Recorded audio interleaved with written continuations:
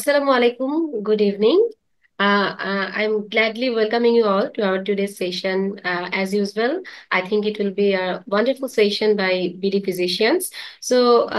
Firstly, to introduce the today's topic, stroke. Stroke, the term is itself a frightening term for normal people, general people, and also for doctors ourselves. The term has some medical management, but that we all know. But there are some surgical aspects of strokes, the neurosurgical managements of a stroke that we are usually mostly unaware of. Okay, so today's session is all about neurosurgical management of a stroke, and we should thank that we have with us the wonderful two very much legendary persons with us, like our speaker of today's session, Khandokar Ali Kausar sir, who has done FCPS in surgery, MSc in neurosurgery from Bangladesh, and also he has done MRCS degree from England, and also FRCS in neurosurgery. Now he is working as a consultant at neurosurgery and major trauma at the Royal Infirmary of Edinburgh. And also we have with us today's chairperson, Dr. AFM Azim sir. He's also MRCP holder from UK, FRCP holder from UK, and also he has the experience of managing lots of stroke patients. So he is now currently working as consultant of neuromedicine. So I would like to introduce him to you all, and we would like to start our session with our honorable speaker, Dr. Khandokar Ali Kausar sir. Sir, please. Thank you doctor Sujana. আমি আসলে বাংলাই বলবো, ইংরেজি বলতে বলতে এমনিতেই boring লাগে। বাংলায় কথা বলার সুযোগ পেলে বাংলাই বলি। আর আমাদের এই সেশনটা আমি আসলে এমন ভাবে করতে চাই যে এটা কোনো একাডেমিক সেশন হবে না ঠিক ওইভাবে, যে নিউরোসার্জারিতে বিভিন্ন রকমের লেভেলে আমাকে পড়াতে হয়, নার্স থেকে শুরু করে একেবারে পোস্ট গ্রাজুয়েট যারা এফআরসিএস পরীক্ষা দেবে তাদেরকেও। তো এক এক জায়গায় আমি একইভাবে ডিজাইন করি আমার লেকচার। তো এখানে ব্যাপারটা হবে জাস্ট ইন্টারঅ্যাক্টিভ হলে ভালো হতো, কিন্তু আমরা ইন্টারঅ্যাক্টিভ করতে পারছি না, কারণ আমরা করছি এটা একজনেরই অনেক কথা বলতে হবে, তো সেইভাবে বলবো। কিন্তু ওভারঅল আমাদের যেন একটা টেক হোম মেসেজটা খুব ক্লিয়ার থাকে, যে আমরা কতটুকু এক্সপেক্ট করবো নিউরোসার্জনদের কাছ থেকে, আর আমরা কি মানে নিউরোসার্জারি করে দেওয়ার পরে আরো কি কি করতে হবে সে ব্যাপারে অল্প কিছু বলা থাকবে, কিন্তু কি এক্সপেক্ট করব এবং কোন দিকে আমরা নিউরোসার্জনদেরকে আমাদের প্রত্যাশা জানাবো সে ব্যাপারেও আমাদের যেন একটা আইডিয়া থাকে। এবং ডাক্তার হিসেবে আপনাদের এখানে আমরা মনে করছি যে বেশিরভাগই ডাক্তার, তো ডাক্তার হিসেবে আপনাদের কাছে এই প্রশ্নটা দেখবেন করবে যে আচ্ছা, আপনার কাজিন ফোন করে বলবে যে বাবা অসুস্থ, কি করব, বা আপনাদের নিজেদেরই বাবা মা অসুস্থ হতে পারে, তখন আপনাদের সেই সিদ্ধান্ত নিতে হবে যে আসলে অপারেশনের মতো একটা গুরুত্বপূর্ণ বিষয়ের মধ্যে দিয়ে যাবো কিনা। এখন একটা প্রশ্ন দেখলাম যে বাচ্চাদের স্ট্রোকের ক্ষেত্রে কি হবে, তো সেসব ক্ষেত্রে আমরা সার্জনকে কিভাবে ডিকটেশন দিব, মানে কি করব, কিভাবে চাইবো সার্জনদের কাছ থেকে সার্ভিসটা, সে ব্যাপারে যেন আমরা একটা আইডিয়া পাই। এই লেকচারটা শেষে যেন আমরা সবাই সেই রকম একটা জায়গায় পৌঁছতে পারি। আমি আহ, এই এত কথা বলা শুরু করে দিলাম, কিন্তু তার আগে আমি আমার শ্রদ্ধেয় সিনিয়র কনসালটেন্ট এখানকার ডক্টর আজিম আছেন, আমি ওনাকে অনুরোধ করবো কিছু বলার জন্য, এবং তারপর আমি আমার পাওয়ার পয়েন্ট স্লাইড প্রেজেন্টেশনে চলে যাব। Sure. So, Assalamu alaikum, Kausar এবং Susanna. I'm a stroke physician in UK, and I've been a stroke physician for more than 22 years. তো আজকে আমরা খুবই ইম্পর্টেন্ট সাবজেক্ট, যেরকম neurosurgical intervention of strokes, both in haemorrhagic strokes as well as in ischaemic strokes, এবং সেখানে কাউসার আমাদেরকে, doctor Kausar will tell us all about it. আমি শুধু এটুকু বলবো যে stroke is becoming more common, and hemorrhagic strokes is about 15 to 20% of strokes in UK is hemorrhagic strokes, and about 80 to 85% is ischemic strokes. এবং not all patients with hemorrhagic strokes need surgical intervention. There are certain patients that we should be referring, and I'm sure Kausar is going to tell us about it. I will then finally maybe talk a bit about Kausar, that how to manage ischemic strokes in an acute setting before a while waiting to refer for neurosurgeons.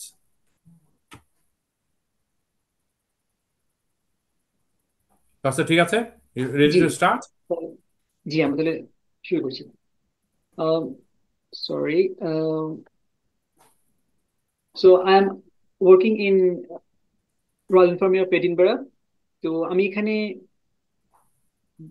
প্রায় বছর পাঁচেকের মতো consultant. তো এখানে আমাদের কাছে stroke হবার পরে definitely referral আসে, এবং আমি যখন এখানে রেজিস্ট্রার পোস্টে কাজ করতাম তখন ওই রেফারেল গুলো আসতো। তো রেফারেল গুলোর মধ্যে বেশিরভাগ সময় দেখা যায় যে আমাদের আমরা নানান রকমের প্রশ্ন করি, এই প্রশ্ন সেই প্রশ্ন, এবং করতে করতে দেখা যায় যে শেষ পর্যন্ত যারা রেফার করেছে তারা একসময় একটু বিরক্ত হয়ে যায়। বিরক্ত হয়ে বলে যে মানে অনেক প্রশ্ন শেষে আমরা তাদের হয়তো বলি যে না, আমরা অপারেশন করছি না। আবার কিছু কিছু ক্ষেত্রে আমরা অপারেশনের কথা বলি। তো এই ব্যাপারগুলা কিসের উপর ভিত্তি করে বলি তার উপর আমি একটা বুক চ্যাপ্টার লিখেছি, নিউরোসার্জারি রেফারেন্সেস এর গাইডটা। সেখানে ল্যান্ডমার্ক পাবলিকেশনস আছে। তো এখানে অনেকগুলা চ্যাপ্টারে অনেকগুলা ব্যাপারেই আমি ল্যান্ডমার্ক পাবলিকেশনের মাধ্যমে, এভিডেন্সের মাধ্যমে কিভাবে আমরা সিদ্ধান্ত গ্রহণ করি সেই বিষয়ে বলা আছে।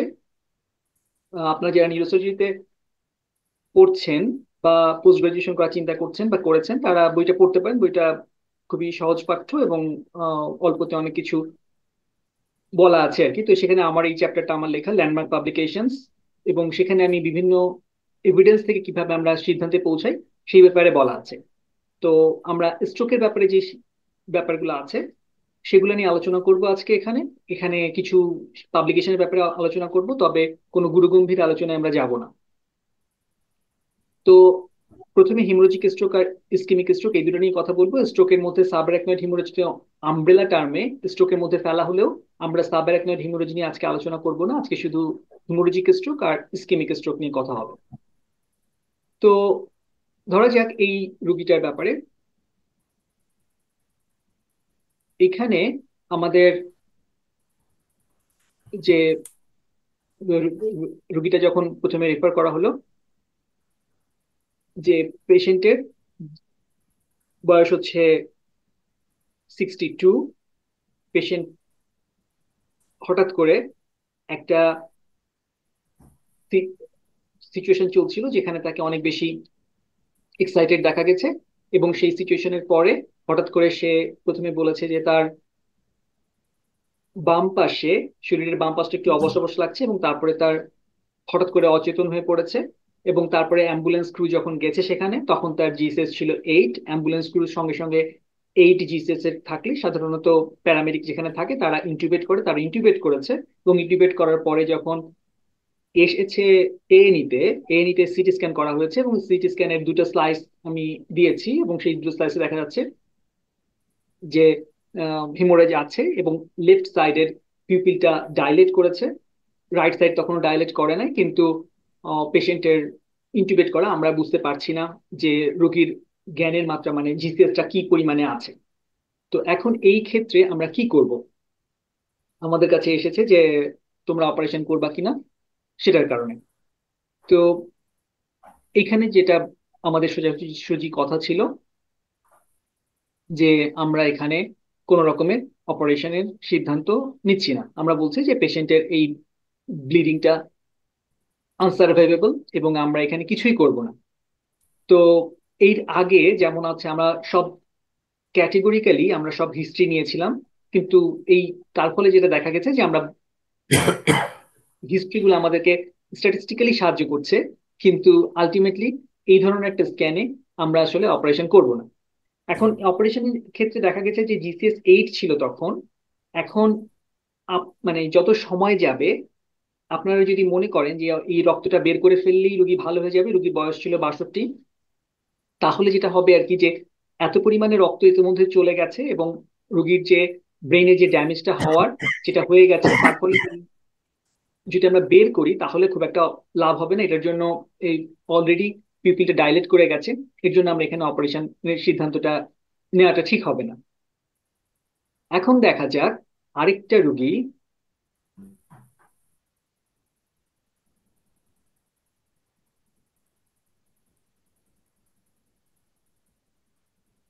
এই রুগীটার বয়স হচ্ছে এগেইন অ্যারাউন্ড 60 আর কি, যে 65 এর মতো ছিল। এবং এই রুগীটার দেখা গেছে তখন সে একটা একটা এক্সাইটেড স্টেটে ছিল, একটা সেক্সুয়াল অ্যাক্টের মধ্যে ছিল, এবং তখন তাকে তার হঠাৎ করে তার মাথা ব্যথার কথা বলেছে। মাথা ব্যথা পড়ার পরে সে হালকা একটু অচেতন হয়ে পড়েছে, এবং তারপরে যখন তাকে আমাদের কাছে রেফার করা মানে অ্যাম্বুলেন্স ডাকা হয়েছে, অ্যাম্বুলেন্স গিয়ে পেয়েছে যে সে একটু কনফিউজড আছে কিন্তু মোটামুটি কথাবার্তা বলছে। এবং সে তাকে হাসপাতালে নিয়ে আসা হয়েছে, কোনো ধরনের ইন্টিউবেশন করা হয়নি, কারণ 14 GCS যখন, তখন তো আমরা ইন্টিউবেশন করি না।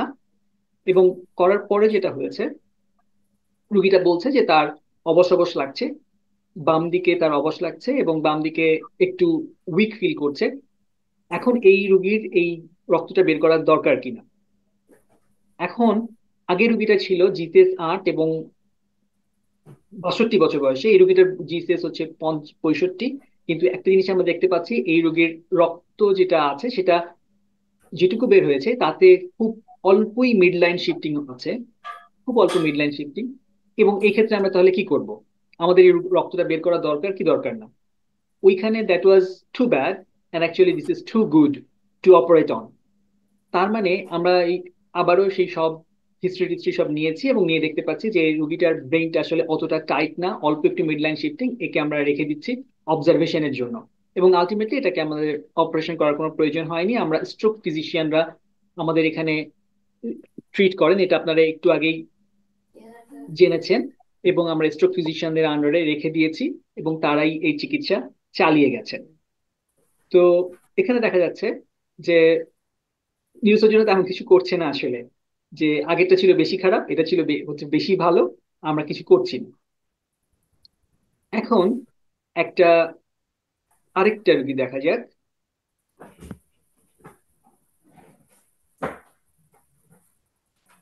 আচ্ছা, এখানে একটু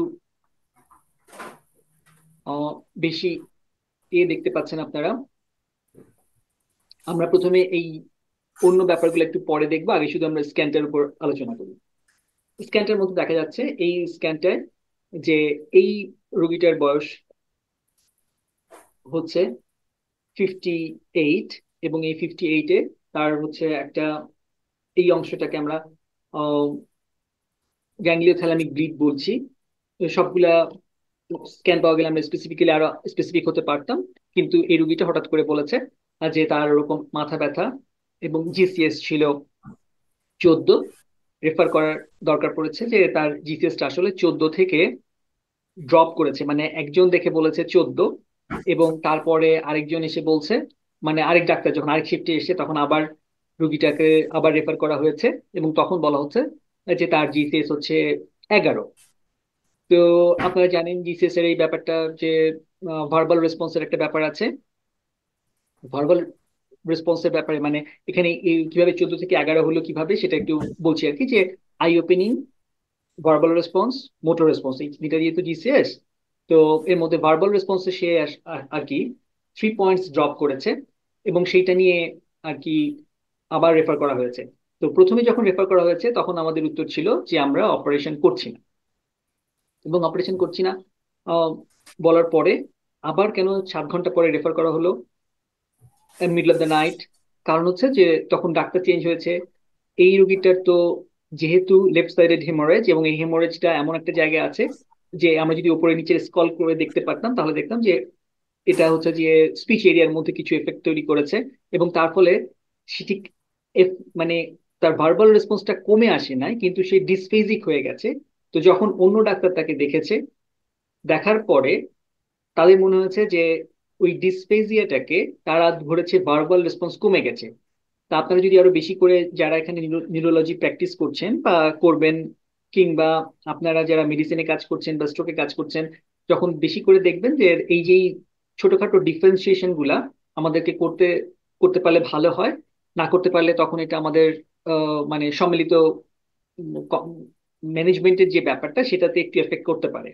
তো জিসিএস ড্রপ করায়, ভার্বাল রেসপন্স ড্রপ করা, কিন্তু মোটর যেহেতু ঠিক আছে, আর তখন আমরা এটাকে ধরে নিচ্ছি যে আসলে আরো ভালো করে ধরলে, আমরা যদি আরো ভালো করে পার্থক্য করার চেষ্টা করি, সেক্ষেত্রে আমরা দেখব যে এটা আসলে ডিসফেজিয়া, কিন্তু not deterioration of verbal response.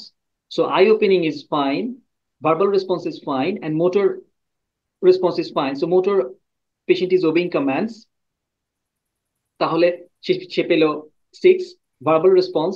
এখন এই ভার্বাল রেসপন্সে প্রথমে কনফিউজ ছিল, সেজন্য 14 ছিল, এবং তারপরে সেটা দেখা যাচ্ছে যে যখন সেখান থেকে 4 থেকে 1-এ চলে আসে, সে তেমন কিছু বলছে না বা উল্টোপাল্টা বলছে, তখন ভার্বাল রেসপন্সটা কমে যাচ্ছে। তো এইটা থেকে আমরা এই রোগীটাকে প্রথম, সেটার কারণে আমরা প্রথমে দেখবো যে রেসপন্স করেছে, এবং তারপরে সেইটা কাউন্ট করে আরেক ডাক্তার যেটা দেখেছে সে রেফার করে দিল। কিন্তু এইটা অলরেডি অনেক ভেতরের ব্লিড, আমরা প্রথমে বলেছি অপারেশন করব না, এবং তারপরে আবারও বলছি যে অপারেশন করব না, এবং আলটিমেটলি তো এটা আমরা অপারেশন করছি না। এখন এখানে যে একটা আইসিএইচ স্কোরের একটা ব্যাপার আছে, মানে এইটার সাথে ব্যাপারটা আমি এখানে বলে দিচ্ছি যে আইসিএইচ স্কোরের, এই যে আপনারা দেখতে পাচ্ছেন কিনা যে গ্লাসগো কমার স্কেল যদি 3 to 4 হয় তাহলে 2 পাবে, 5 to 12 হলে 1 পাবে, এবং 13 to 15 হলে 0। এবং আইসিএইচ এর ভলিউম যদি মোর দ্যান 30 মিলস তাহলে 1, লেস দ্যান 30 মিলস দেন 0। এটা একটা point. And intracerebral haemorrhage, sorry intraventricular haemorrhage, if there is intraventricular hemorrhage then yes 1 and no 0. And then intraventricular, infratentorial origin of ICH, if there is infratentorial then 1, if none then 0. And then age more than 80 1, less than 80 0. And then if we sum it up, then we can see if the number is 0 then mortality rate is 0%, if 1 13%, 2 26, 3 72, 4 97, and 5 to 600. So this can give us a snapshot of how we are predicting the mortality of a patient with intracerebral hemorrhage. This is important in making your response to a patient, or if you decide for a patient as your relative, then this can give you a clear idea. So intracerebral hemorrhage, you can see that suddenly when it goes to 3 to 6, only 0, 1, 2 has got a good percentage, 0 to 26%, which is a sort of acceptable mortality, that if the ICH score is 2, then it is 26%. And then you can see that if it is 3, then it shoots up to 72% very quickly. এইখানে মানে যদি intraventricular haemorrhage হয়, ইনফ্রাটেন্ট্রাল haemorrhage হয়, তাহলে তো বুঝতে পারছেন যে ব্রেন স্টেমের কাছে হেমোরেজ বেশি খারাপ। তারপরে 80 বছরের বেশি হলে বাঁচার সম্ভাবনা কমে যাবে। এই সবগুলা কাউন্ট করে আমরা যখন সরাসরি আমরা যখন একটা ডিসিশনে পৌঁছাই, তখন আমরা এগুলো ব্রেকডাউন করে বলি না পেশেন্টদেরকে বা রেফারিং ফিজিশিয়ানকে, যে নিউরোসার্জনরা তখন তো এটা একটা কুইক ক্যালকুলেশন করে, এবং করে যখন বলে দেয় যে না আমরা অপারেশন করছি না, তখন হচ্ছে এটি সমস্যা হয় যে মানে অ্যাটলিস্ট ইউকেতে আমরা একটা সমালোচনার মুখে পড়ি যে নিউরোসার্জনরা কিছুই করে না, খালি কথা শোনে আর কথা বলে, এবং বলে দেয় যে অপারেশন করবে না। যখন বেশি ভালো হয় তখন বলবে যে করবো না, যখন বেশি খারাপ হয় তখনও বলবে করবো না। তাহলে এরা করেটা কি? কিন্তু আমাদের হচ্ছে যে এইসব স্ট্যাটিস্টিক্স গুলা আমাদেরকে আইডিয়া দেয় হাউ গুড আর how bad the outcome will B.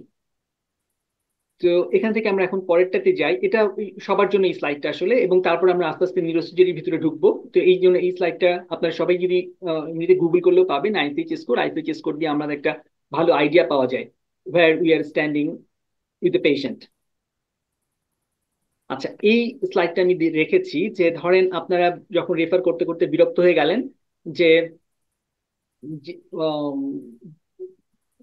যদি রেফারই করি, এবং তখন যদি শুনতেই হয় এক দাদা কথা বলবো, এবং তারপরে একটা রুড আনসার আসবে যে no we are not operating, operation is not necessary, neurosurgical intervention will be futile. So these are the phrases we use to turn down the offer of an operation. So, oh, neurosurgical intervention will be futile, and patient will not survive. So এবং এগুলো শুনতে শুনতে আপনারা যখন বিরক্ত হয়ে যাবেন এবং যখন রেফার করা বন্ধ করে দেবেন, তখন ধরেন এমন একটা কেস আসলো এবং আপনি তখন রেফার করলেন না, এবং তখন যেটা হবে তখন আপনারা আবার ট্রাবলে পড়বেন। কারণ কি, এই যে হেমোরেজটা, এই হেমোরেজটা হয়েছে মানে এই পেশেন্টটা রেফার হয়েছে যে পেশেন্টের বয়স হচ্ছে 46, পেশেন্ট হঠাৎ করে, পেশেন্ট হচ্ছে স্মোকার, মেল পেশেন্ট, এবং সে কাজ করছিল, এবং হঠাৎ করে সে অফিস আওয়ারে 11টার সময় হঠাৎ করে মানে সে বলছে তার সিভিয়ার হেডেক, সে একটা কাইন্ড অফ শাউট করেছে অফিসের মধ্যে, এবং শাউট করার পরে সে আহ, অজ্ঞান হয়ে গেছে। তো অজ্ঞান হওয়ার পরে আবার সে কিছুটা জ্ঞান ফিরে এসেছে, এবং এরকম করে টোরে তার জিপিএস হচ্ছে 11, সে তখন আর কমান্ড ওবে করছে না, লোকালাইজ করছে। এবং কথাবার্তা খুবই কনফিউজিং, এবং সে হচ্ছে যে কোনো মতে পিঞ্চ করলে আই ওপেন করছে। তো এইসব মিলিয়ে তাকে আমাদের কাছে রেফার করা হলো, এবং তারপর আমরা এটা করলাম, এবং তারপরে যখন আরো ভালো আরো বেশি করে, যেহেতু 45 ইয়ার্স 46 ইয়ার্স, এই পেশেন্টের হেমোরেজটা আসলে শুধু ইন্ট্রাসেরেব্রাল হেমোরেজ বা ওইদিকে ফেললে হবে না, এটাকে আমরা আরো ভালো মতো ইনভেস্টিগেট করতে হবে। এবং আমরা ইনভেস্টিগেট করে দেখলাম যে এখানে একটা বিশাল একম অ্যানিউরিজম ছিল, যেটা রাপচার করেছে, এবং রাপচার করে এই ধরনের একটা হিমোরেজ তৈরি করেছে। তারপরে সঙ্গে সঙ্গে তাকে হচ্ছে ইন্টারভেনশনে নিয়ে যাওয়া হলো। আমাদের ওই যে ইন্টারভেনশন করে এর ভিতরে কয়েল ভরে দেওয়া হলো, এবং তারপরে আপনারা দেখতে পাচ্ছেন যে এখানে হাইড্রোকেফালাস আছে কিছু, কিন্তু এই যে টেম্পোরাল হর্ন গুলা একটু বড় বড় হয়ে আছে। এবং পরে তার এবং ব্রেনটা দেখেন খুবই টাইট, 46 ইয়ার্স বা 47 ইয়ার্স এরকমই ব্রেন হওয়া উচিত আসলে আইডিয়ালি। এবং এই টাইট ব্রেনের কারণে তার অবস্থা আরো খারাপ হতে পারতো, কিন্তু আমরা কয়েল করার পর পর আমরা হচ্ছে পেশেন্ট আবার একটা ইভিডি দিয়েছিলাম, এবং ইভিডি দেওয়ার পরে আস্তে আস্তে পেশেন্ট ভালো হয়েছে। তো এই কেসগুলো যদি আপনারা তখন রেফার না করেন, তখন আবার ঝামেলা, যে রেফার করলেই তো বলে যে কিছু করবো না, তো রেফার করলেন না, এই জন্য সব কেসই রেফার করতে হবে নিউরোসার্জনদেরকে। তারপর ওই যে নিউরোসার্জন অনেক কথা শুনবে, শোনা টোনার পরে বলে দেবে যে অপারেশন করবো না, কিন্তু সেটা ভাববেন যে একটা ভালো আইডিয়া আর কি। এখন এখানে একটা দেখেন যে প্রথমে এই কেসটাকে যখন দেখেছে, রেজিস্ট্রার দেখেছে, তখন তাকে সে একটা মানে রেজিস্ট্রার প্রথমে রিপোর্ট করে, তো রেডিওলজি রেজিস্ট্রার রিপোর্ট করেছে। সে খারাপ কিছু করেনি, কিন্তু সে বলেছে যে নোট করিয়েছে যে এই পেশেন্টের একটা ছোট্ট হেমোরেজ আছে। এখন এই হেমোরেজটা, আচ্ছা, এই পেশেন্টটা রেফার হওয়ার সময় এই পেশেন্টের বয়স যেমন আবারও 50s এর মধ্যে, মানে 56 ছিল, এবং তাকে এরকম হঠাৎ করে তার একটু কনভালশন হয়েছে। তারপরে মাথা ব্যথা, রেফার করার পরে সিটি স্ক্যান করে এটা দেখা গেছে। আমরা তখন এটাকে রেডিওলজি এরকম রিপোর্ট করে দিয়েছে। তারপরে যে রেজিস্ট্রার ছিল সেও ব্যাপারটাকে খুব একটা পাত্তা দেয়নি, মানে খুব একটা ক্যাজুয়ালি নিয়েছে। and then it was referred to us, and then when it was discussed with the consultant, then um, he just got a bit nervous about it, যে পেশেন্ট হচ্ছে তো মানে ছেড়ে দেওয়া হয়েছে, সেজন্য পেশেন্টটাকে আবার রিকল করা হলো, পেশেন্টকে আবার ভর্তি করা হয়েছে, আবার এমআরআই করা হয়েছে। কারণ এই কেসটার মধ্যে একটা সমস্যা হচ্ছে যে টেম্পোরালের এই জায়গাটা আমাদের এভিএম এর একটা চান্স থেকে যায়। তো আর 56, which is a border line, যেটা হিমোরেজিক স্ট্রোক হতে পারে, আবার মানে হাইপারটেনশন থেকে হিমোরেজিক স্ট্রোকের দিকে যেতে পারে। কিন্তু ইম্পর্টেন্ট ব্যাপার হচ্ছে যে এটা একটা আনইউজুয়াল এরিয়া, থ্যালামিক ব্লিড না, লোবার ব্লিড না, আনইউজুয়াল এরিয়া। সো এই যে একটা টেম্পোরাল মানে ক্যাভার্নোমা হতে পারে, এরকম একটা আইডিয়া যেহেতু আমাদের এগুলো দেখতে দেখতে অভ্যস্ত তৈরি হয়েছে, তখন কনসালটেন্ট আর কি তাকে আবার রিকল করে আমরা আবার তাকে এমআরআই করলাম, এবং তারপরে যা হয় আর কি সেই সব ব্যাপারগুলো চলতে থাকলো। তো এই সেজন্য দেখেন যে এত ছোট ব্লিড, এটা যেমন রেফার করা দরকার, আবার তাতে আমরা অনেক বেশি এক্সাইটেড হয়ে পড়ছি। আবার আগের ব্লিডটা একটু বড় ছিল, সেটাও রেফার করা দরকার। আবার অনেক বড় বড় ব্লিড নিয়ে আমরা এক্সাইটেড হচ্ছি না। তো এই ব্যাপারগুলোর এই যে সাটেলিটি, যে সূক্ষ্ম ভাবে আমরা যে পার্থক্য করছি, এই জন্যই আর কি নিউরোসার্জনদের কাছে রেফার না করা ছাড়া আসলে উপায় নাই। কিন্তু যদি কোনো আইদার ওয়ে আপনাদের ওপেন মাইন্ড নিয়ে আসলে রেফারেলটা করতে হবে, এবং ওপেন মাইন্ডে পেশেন্টের পার্টি হিসেবে আপনারা যখন ডিল করবেন, তখনও ওপেন মাইন্ড নিয়ে যেতে হবে, যে অপারেশন করাবোই কিংবা না অপারেশন করাবোই না, এরকম কিছু বলা যাবে না। এরপরে আসা যাক আরেকটা কেস। এই কেসটা অবশ্য অতটা ইন্টারেস্টিং না, কিন্তু উম, এই কেসের মধ্যে যেটা বলতে চাচ্ছি যে এইখানে একটা ব্যাপার আছে, যে মনে হচ্ছে যে, আচ্ছা, ব্যাকগ্রাউন্ডটা একটু ইম্পর্টেন্ট এখানে, যে এই কেসটা আসলে রেফার করা হয়েছিল পেশেন্টের, এখানে পেশেন্টের বয়স 40s এর মধ্যে, 42, কিন্তু তারপরে যখন রেফার করা হয় তখন এখানে দেখতে পাচ্ছেন যে দুই রকমের হোমোজেনিসিটি, সরি মানে দুই রকমের ডেন্সিটি, মানে ইনহোমোজিনিয়াস। তো এই জন্য আমাদের একটা দিকে, যে নিচের দিকে কিছু একটা আমরা এও দেখতে পাচ্ছি স্ট্রিক্ট লাইন, তার মানে উপরের দিকে কিছু এক রকমের ব্যাপার, আর নিচের দিকে আরেক রকমের ব্যাপার। তো এখানে যেটা হয় আর কি, যদি বিভিন্ন সাইজ, বিভিন্ন এইজের ব্লিডিং থাকে, তাহলে দেখা যায় যে যেটা ভারী অংশ, সেই ভারী অংশটা নিচে বসে যায় এবং উপরে দেখা যায় যে যেটা হালকা অংশ সেটা থেকে যায়। তো তাহলে মনে হচ্ছে যেটা কেমন জানি একটা বিভিন্ন এইজের ব্লিডিং। তো এইটার জন্য আমাদের এই রোগীটাকে, রোগীর বয়স মাত্র 42, এই 42 বা এই রকমের বয়সে যখন ব্লিড হয় তখন আমাদের বেশি কেয়ারফুল হতে হবে, এমআরআই করতে হবে। আবার মাঝে মাঝে দেখা যায় যে এমনি এমআরআই করে হচ্ছে না, তখন আমাদেরকে ইন্টারভেল এমআরআই করতে হবে। কিন্তু এইগুলা স্ট্রোকের আন্ডারেই, মানে স্ট্রোক ফিজিশিয়ানের আন্ডারে এখানে চিকিৎসা করা হয়, নিউরোসার্জনরা এটাকে নেয় না। কিন্তু এই ধরনের কেস হলে একটু মানে কেয়ারফুল থাকতে হবে, এবং স্ট্রোক ফিজিশিয়ান এটা জানেন এবং তারা এরকম ইন্টারভেল এমআরআই করেন 6 সপ্তাহ পরে, এবং করার পরে আমাদের কাছে পাঠান। আবার এমআরআই তে যদি, প্রথম এমআরআই তে যদি সাসপিশিয়াস হয়, কারণ এখানে এর কয়েকটা ডিফারেন্সিয়াল ডায়াগনোসিস আসতে পারে, যে 42 ইয়ার্স এ এরকম একটা কেস হলে মানে একটা টিউমার ব্লিড হওয়ার সম্ভাবনা আছে, কারণ খামাখা এখানে একটা ব্লিড হয়ে থাকবে না। আবার তার মোটামুটি ব্রেন এটাকে অ্যাকোমোডেট করে রেখেছে, খুব একটা প্রেশার তৈরি করেছে তাও না। তো সব মিলিয়ে এটা টিউমার ব্লিড হওয়ার চান্স আছে। আবার তার ব্যাকগ্রাউন্ডে যদি অন্য কোনো এন্টিকোয়াগুলেন্স থাকে বা সেগুলো একটা ইম্পর্টেন্ট ব্যাপার হতে পারে। তো এই কেসগুলোকে খুব কেয়ারফুলি দেখতে হবে। এটা শুধু মানে অপারেশন করবো না বলে ছেড়ে দিলে হবে না, নিউরোসার্জন জন্য যেন খেয়াল করেন, যেটাকে একটা ফলো আপের মধ্যে রাখতে হবে। এইখানে আরেকটা কেস,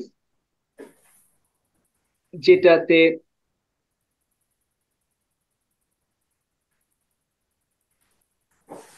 এই যে একটা কেস, এখানে কিছু দেখা যাচ্ছে কি ভালো করে, এখানে এই মানে এই অংশটা হচ্ছে আসলে ইন্টারেস্টিং।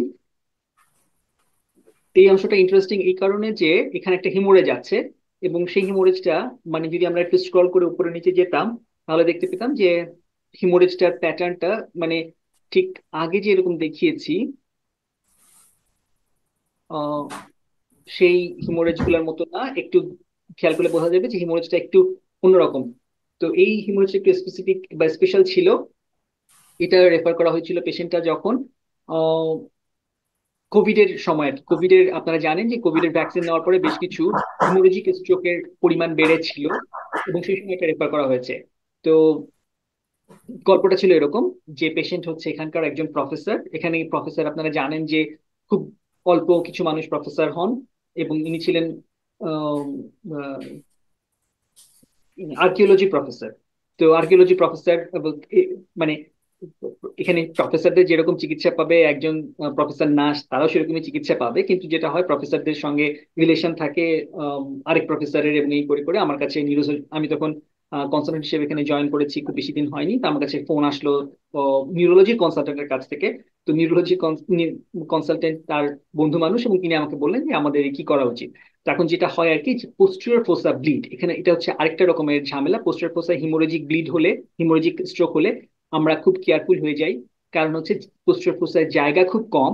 এখানে বলা হয়েছে যে 3 সেন্টিমিটারের বেশি যদি বড় কোনো ব্লিড হয়, তাহলে আমরা সেখানে অপারেশন করে ফেলবো।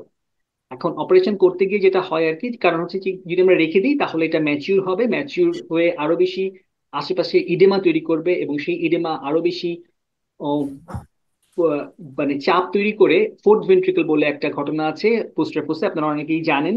তো সেই ফোর্থ ভেন্ট্রিকলে চাপ তৈরি করবেন, ফোর্থ ভেন্ট্রিকলটায় অল্প চাপে আমাদের মাথার ভিতরে বড় হাইড্রোকেফালাস তৈরি হতে পারে, এবং সেখানে খুব অল্পতেই মানুষ মারা যেতে পারে। কারণ হচ্ছে যে খুব বেশি সময় পাওয়া যায় না। এই জন্য ফোর্থ ভেন্ট্রিকুলার ব্লিড মানে ব্রেন সেরেবেলার ব্লিডটাকে বলা হচ্ছে 3 সেন্টিমিটারের উপরে গেলেই আমরা সাধারণত অপারেশন করে ফেলি, ব্লিডটা বের করার চেষ্টা করি। তো এখানে দেখা গেলো যে যখন আমাকে রেফার করা হলো, তখন আমাদের সেই সব হিস্ট্রি নেওয়া, কি হয়েছে এরকম করে করে ক্লটিং ক্লটিং সব হিসাব টিসাব নেওয়ার পরে আমি জানতে মানে যখন বললাম যে প্লেটেটের অবস্থা কি, তখন একজন জানালাম কি প্লেটেট হচ্ছে 56। এখন এই রোগীটাকে আমরা অপারেশন করবো কি করবো না? এখন অপারেশনে যেটা হচ্ছে 56, আমি বললাম যে কোভিড এর ওই সময় যেটা হয়েছিল আর কি, তখন মাত্র 6টা কেসের আমরা রিপোর্ট জানতাম যে আসলে অপারেশন করলে কি হবে না হবে। কিন্তু রিপোর্ট গুলো খুব একটা ভালো ছিল না, এবং আমি কেসটা আলটিমেটলি অপারেশন করি নাই। কারণ হচ্ছে প্লেটলেট যদি আমরা দিতাম তখন কোভিড এর ভ্যাকসিনের পরে প্লেটলেট দিলেও প্লেটলেট গুলো নষ্ট হয়ে যায় আর কি, এরকম একটা রিপোর্ট বের হচ্ছিল। তারপর অপারেশন করি নাই, এবং রোগীর অবস্থা তারপরে তো যা হয় আর কি, প্রথমে খারাপ অবস্থা নিয়ে আসে, তারপর আরেকটু খারাপ হয়, এবং তারপর আস্তে আস্তে ভালো যদি হয় তাহলে ভালো হলো, আর না হলে তো আরো খারাপের দিকে চলে যেতে পারে। এবং আলটিমেটলি রুগীটা মারা গেছে, কিন্তু কয়েকদিন পরে তাই নিয়ে আলোচনা হয়েছে যে অপারেশন করে মারা গেলে ভালো হতো না অপারেশন না করে যে মারা গেছে সেটা ভালো হতো। তো এর মধ্যে যাই হোক অনেকগুলা স্টেপ এবং অনেকগুলা ইমেল চালাচালির মধ্যে দিয়ে আমাকে যেতে হয়েছে। আলটিমেটলি আমার এইটা সহ 8টা কেসের উপর 8টা কেস মিলিয়ে তার একটা রিপোর্ট করে পরে তৈরি করেছিল SBNS, society of British neurological surgeons, যে এটা আসলে অপারেশন না করেই ভালো হয়েছে এবং প্রয়োজন আমরা অপারেশন না করি, এরকম একটা গাইডলাইন এসেছিল। তারপর তো কোভিড চলেই গেল।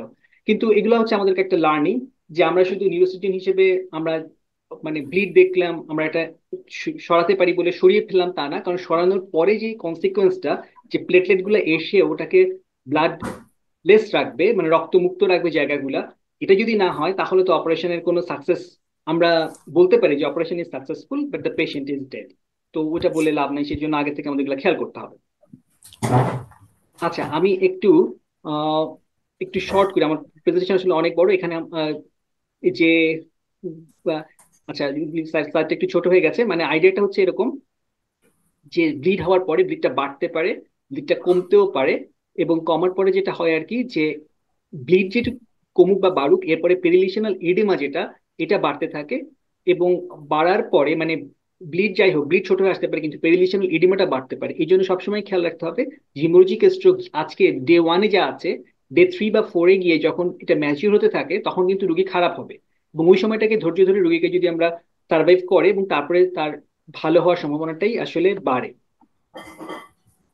এখন স্পন্টেনিয়াস আইসিএইচ এর ক্ষেত্রে এখানে, সরি স্লাইডটা আসলে বেশি ছোট দেখাচ্ছে, কিন্তু আচ্ছা, মূল ব্যাপারটা হচ্ছে যে এখানে যে এই যে এখানে দেখেন আপনাদের, যেটা আমি মানে বলার জন্য স্লাইডটা রেখেছি এখানে, যে স্পন্টেনিয়াস আইসিএইচ হলে আমাদের হিস্ট্রি এবং নন কন্ট্রাস্ট হেড সিটি তো করব, করার পরে লো রিস্ক বলা হয়েছে যে older age, history of hypertension, deep location, CT signs of small vessel disease, যদি এরকম একটা ব্যাপারগুলো থাকে তাহলে এগুলোকে লো রিস্ক বলা হচ্ছে।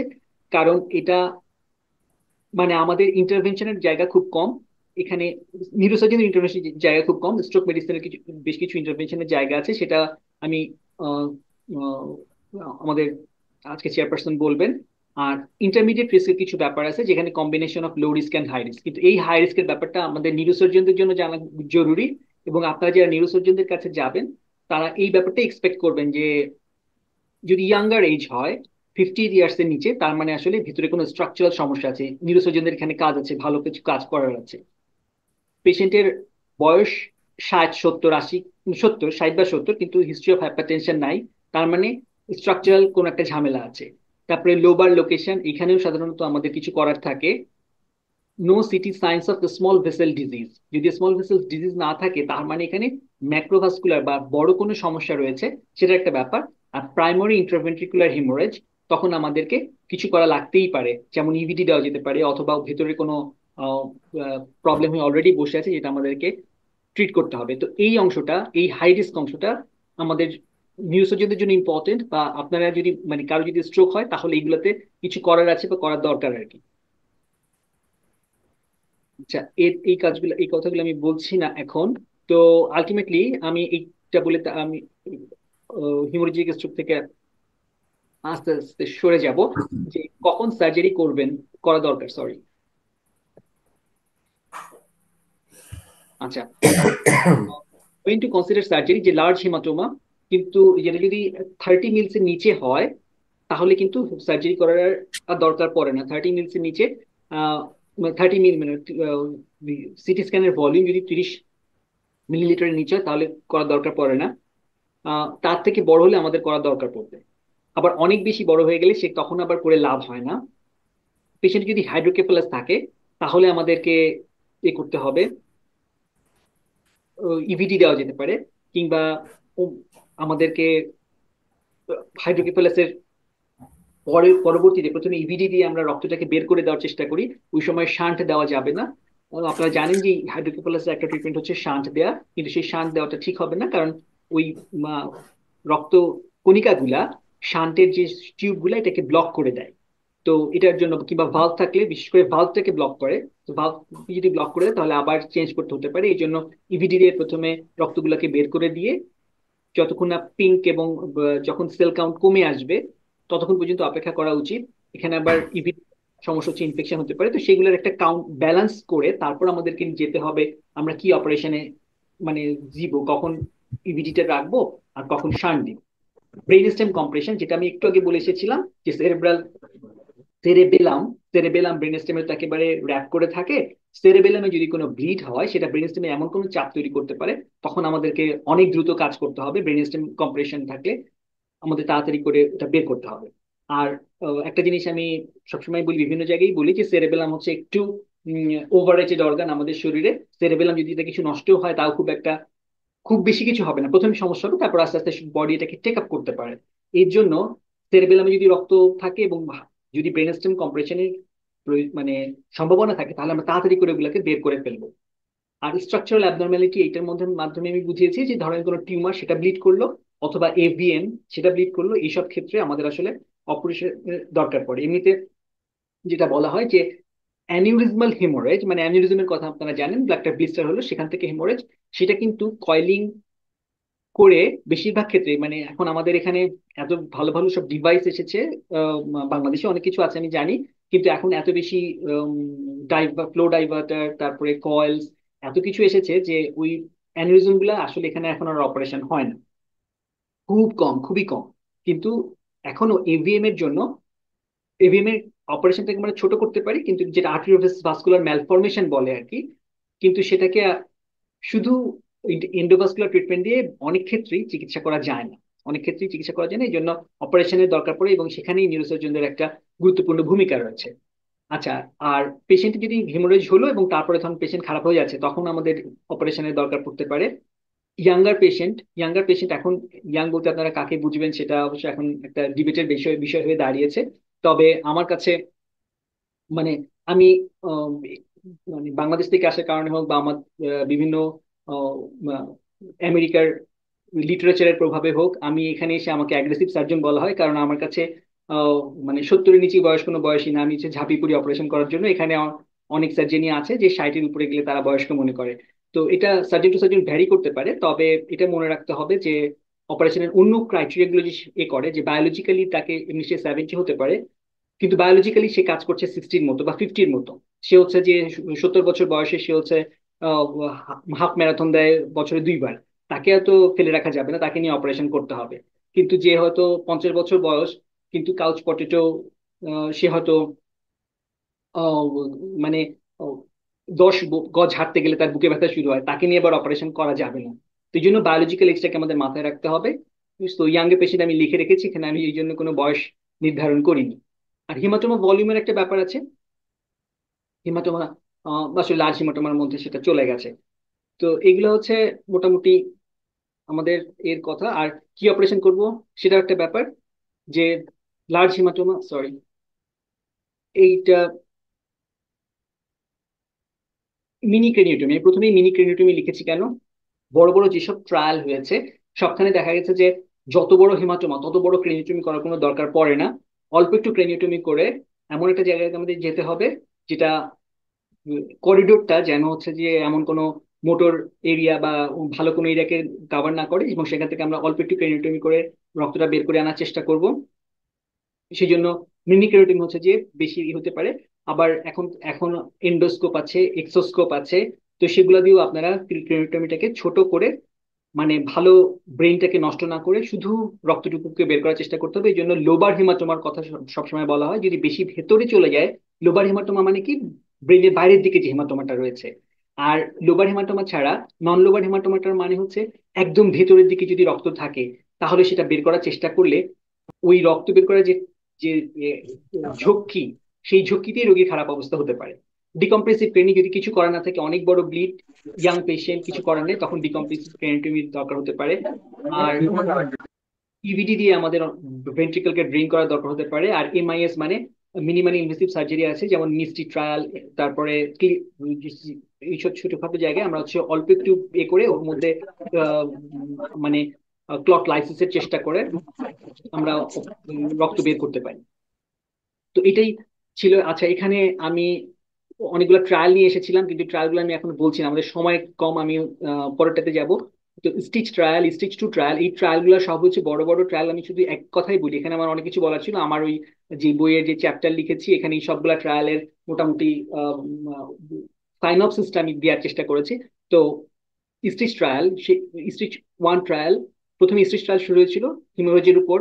তারপরে STICH two early decompression, early ইভাকুয়েশনের মধ্যে কোনো মানে আর্লি ইভাকুয়েশন এবং কনজারভেটিভ ম্যানেজমেন্ট, এটার মধ্যে কোনো পার্থক্য আছে কিনা। MISTIE trial, minimally invasive surgery করা হয়েছিল থ্রম্বোলাইটিক এজেন্ট দিয়ে, এগুলোর মধ্যে কিছু করা যায় কিনা। কিন্তু ওভারঅল এগুলা দিয়ে কিছুই করা যায়নি। আলটিমেটলি দেখা গেছে সবগুলো ট্রায়ালের মূল ব্যাপার হচ্ছে যে surgery has not got no superiority over conservative management। কিন্তু এইটার বলে দেখা যায় যে ইউকে আমাদের একটু কনজারভেটিভ অ্যাপ্রোচ এবং অনেকেই সার্জারি করতে চায় না, কিন্তু ব্যাপারটা ঠিক ওরকম না। আমাদের যদি পেশেন্টের অবস্থা ভালো ভালো আছে, লোবার হেমোরেজ 30 মিলিলিটারের থেকে বেশি কিন্তু 90 বা 120 মিলিলিটারের থেকে কম, এইরকম ব্যাপারগুলো যদি সব ক্রাইটেরিয়া ফুলফিল করে তাহলে অপারেশন করাই ভালো। অপারেশন কিন্তু দেখা যাচ্ছে যে 74 বছর বয়স, অলরেডি হচ্ছে যে অ্যানজাইনার সমস্যা আছে, অ্যান্টিকোয়াগুলেন্টে ছিল, তারপরে সিকেডি আছে, ক্রনিক কিডনি ডিজিজ আছে, এবং এইসব করা টরার পরে দেখা গেল যে আপনি তাকে নিয়ে অপারেশন করতে গেলেন, রুগী তো এমনিতেই ভালো হবে না। এবং তারপর সেই রুগীটাকে নিয়ে দেখা যাবে যে আইটিইউতে ভর্তি করা হলো, তারপর জমে মানুষের টানাটানি, যেখানে জমের অনেকই যুক্তি ছিল যে কেন তুমি অপারেশন করলে মানুষকে জিজ্ঞেস করতেছে। তো এরকম সমস্যায় না পড়ে অপারেশন না করাই ভালো। আচ্ছা, আমি আসলে এখন একটু হিমোরেজিক স্ট্রোকটা শেষ করতে চাচ্ছি। আমি আমাদের ডক্টর আজিম আছেন, আহ, শ্রদ্ধেয় আজিম স্যার, ওনাকে একটু অনুরোধ করবো আপনার মেডিকেল ম্যানেজমেন্ট নিয়ে কিছু বলার জন্য, এবং তারপর আমি আবার ফিরে আসবো। উনি ইসকেমিক স্ট্রোকের কিছু ম্যানেজমেন্ট বলবেন এবং তারপর আমি ফিরে আসবো আমার সার্জিক্যাল আসপেক্টে।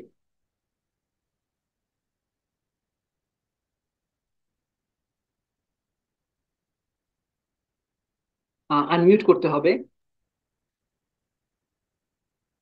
আসসালামু আলাইকুম স্যার। আমি আজিম আনমিউট স্যার, আপনি করেছি। কি আসলে? Can you hear me? Ji sir, ji sir, এখন শোনা যাচ্ছে। Thank you. Sorry. Right. So thank you, Kausa, for telling us when to intervene and when not to intervene. Yeah, and it's so important to know when not to intervene because intervene করলে হয়তো it would not be good for the patient's outcome. Thank you. তো কি হয়, তুমি যেটা বলছো যে ইউকেতে আমরা স্ট্রোক ফিজিশিয়ানসরা মেইনলি ম্যানেজ করি intracerebral haemorrhage unless they go for intervention with neurosurgeons. আসার সঙ্গে সঙ্গে সিটি স্ক্যান হয়, অবশ্যই যেটা হবে সিটি স্ক্যান হয়, হিস্ট্রি নেওয়া হয় সঙ্গে সঙ্গে। করার পর যদি ইন্টারসেপ্টাল হ্যামেজ দেখা যায় we will refer to neurosurgeons while the discussion going on.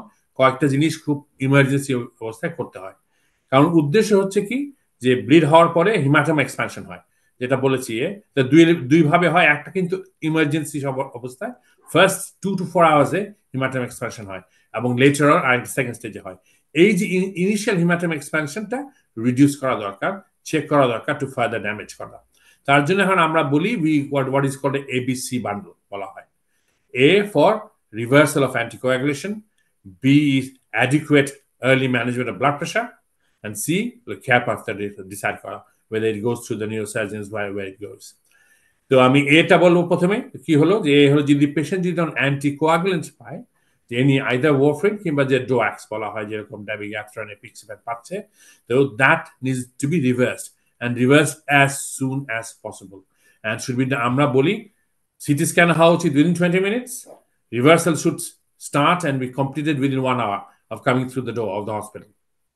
So 1 hour window. তার মধ্যে যেরকম আছে ওয়ারফেরিন পেলে সবাই আমরা জানি আমরা ভিটামিন কে দেব, কিংবা we will reverse it with octaplex বা যে আমরা যে পিসিসি বলে থাকি যে প্রথমে কমপ্লেক্স কনসেন্ট্রেট ইউজ করা যায় ওয়ারফেরিনের জন্য। যারা ডোয়াক পাচ্ছে, দুই রকমের ডোয়াক আছে। একটা হচ্ছে থ্রোম্বিন ইনহিবিটরস, যারা dabigatran, those are called dabigatran is a thrombin inhibitor. It has got an antidote. It is got a interesting, difficult name. It is called idaruxizumab. It is a correct reversal agent. I'm not sure whether it's available in Bangladesh. England available.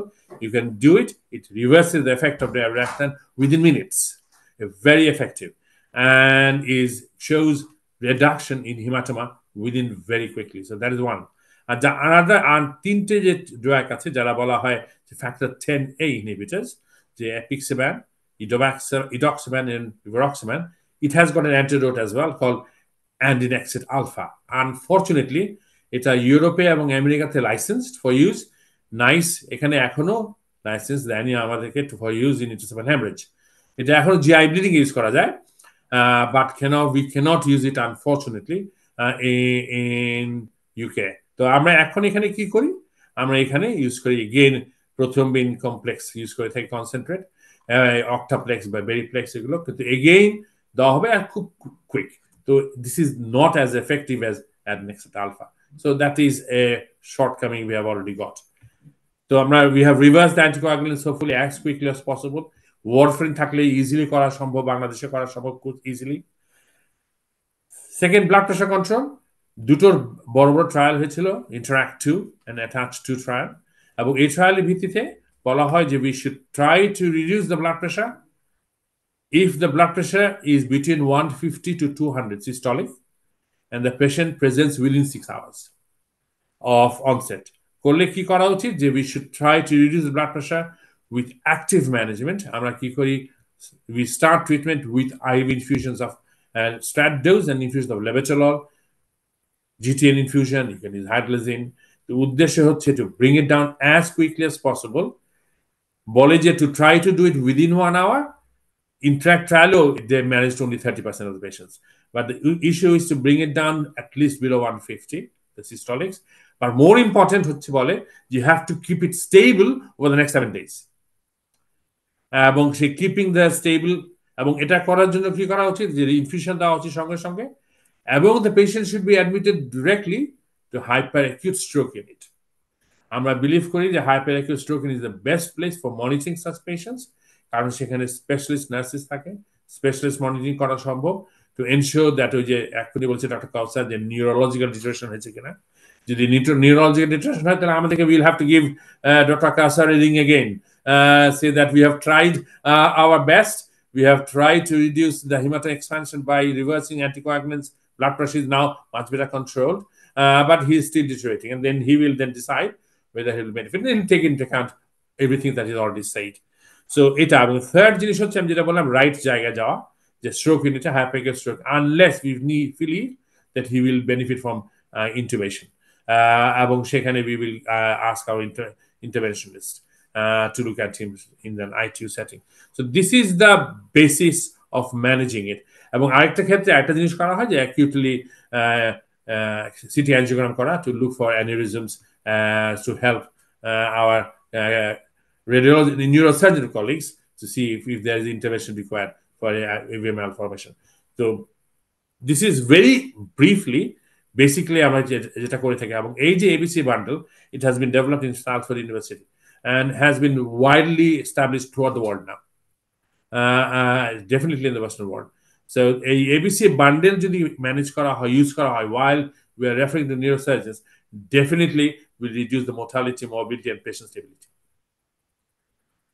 তো এটা হচ্ছে আমি নাটশেলে বললাম তুমি অনেক কিছু বলেছিলে আমি বললাম যে আমি বেশি সময় নেব না কিন্তু this is very important that we know that clotting আমরা হিস্ট্রি জানা যে কি ট্যাবলেট নিচ্ছে অ্যান্টিকোয়াগুলেন্ট পাচ্ছে কিনা ব্লাড প্রেশার ট্রিটমেন্ট করা ইজ সো ইম্পর্টেন্ট এবং রোগীর সঙ্গে আলাপ করা যে জানানো রোগী এবং ফ্যামিলিকে সিচুয়েশনটি কি এবং নিউরোসার্জেন্সদের সঙ্গে কনসালটেশনে পরে to let the family and the patient know what is the plan and why way not what is being done কেন সার্জারি হচ্ছে কি হচ্ছে না ওকে তো আমি এইখানে নিউরোসার্জারি মেডিকেল ম্যানেজমেন্ট ছোটভাবে বললাম আমরা almost every patient 6 weeks interval MRI করে থাকি টু লুক ফর দুটো জিনিস একটা হলো আন্ডারলাইং ম্যাস লিশন যেটা বললো যেটা অনেক সময় লট অফ ব্লাড থাকলে অনেক সময় ও যেরকম তুমি যেরকম ছবি দেখেছো you don't always see 2 levels of fluid and a fluid level and etc তখন 6 উইকস লেটার যখন ব্লাডটা একটু কমে we can see whether there is an underlying tumor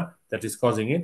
আরেকটা আমরা দেখি যে cerebral amyloid angiopathy বলে একটা কন্ডিশন আছে যেটা এক্সক্লুড করার জন্য cerebral amyloid angiopathy is more common in the elderly এবং যে পেশেন্টে cerebral amyloid angiopathy হয় they are more prone to having further bleeds. They usually get lower bleeds but তাদেরকে একটু কেয়ারফুল থাকতে হয় with other managements blood pressure management anticoagulation careful থাকতে হয় যদি have got AF. So এখানে আমি শেষ করছি intercerebral hemorrhage আমি জানি তুমি এরপরে বলবো আমি ইসকেমিক স্ট্রোক সম্বন্ধে ভেরি ব্রিফলি বলবো we can always do a webinar just on strokes for an hour and we can always do that. So stroke, rugi bhorti hai UK te, it is a medical emergency. It has to be seen immediately as they come through the door within minutes. আমাদের specialist nurses আমার যখনই we are alerted that the stroke আসছে, they meet the patient in the doorway. We do a CT scan within 20 minutes of the patient going through the door, and if required, if they meets the criteria for thrombectomy, they get a CT angiogram at the same time. করার পরে কি করা হয়, দেখা হয় যে is the patient in the time window and meets the criteria, they are thrombolized. And আমরা a door to needle time we try to do within 30 minutes of the patient coming to the door. তার মানে কি, you have to have a very well developed stroke service, a very developed stroke unit, multidisciplinary with trained specialist nurses, registrars, and senior consultants available 24 hours of the day, either in house or even on the phone, and to see the patient on the video. 24 hours. You cannot do it service without every team member being around 365 days a year, 24 hours. Okay? এবং যদি তাদের অ্যাঞ্জিওগ্রামে দেখা যায় they have got an occlusion, proximal, যেরকম either internal carotid artery or the M1 and proximal M2, they are referred for mechanical thrombectomy. And those are all can be done. আগে আমরা we could do with thrombolize করতাম up to 4.5 hours. Time window has been expanded to extend it up to 9 hours by using CT perfusion scanning. So we can do CT perfusion scans, look at whether there's a penumbra, and thrombolize up to that time as well. And the thrombectomy time is being extended as well. I get 6 hours up to 9 hours for it. So I will just tell you briefly কি করতে পারি stroke unit hyperacute management বললাম. They need to go to stroke unit. So I will do a case. I'm sure Dr. Kausa can expand on it. Let's talk about a 50-year-old gentleman who's coming to the acute unit, sudden onset of stroke. He's about, say, let's do it, he's about 55 years old. Onset time 8 ঘন্টা আগে. So we can't thrombolize thrombectomy at present unless you have got CT perfusion, etc. He's got a big stroke. He's a bit drowsy, slightly low GCS, 13. He has got, how would I say, speech deficit, etc. The eyes deviated to one side. He's got neglect. He's got weakness on one side. He's got loss of sensation. He might have homonymous synopia. So এগুলো সব আছে তার।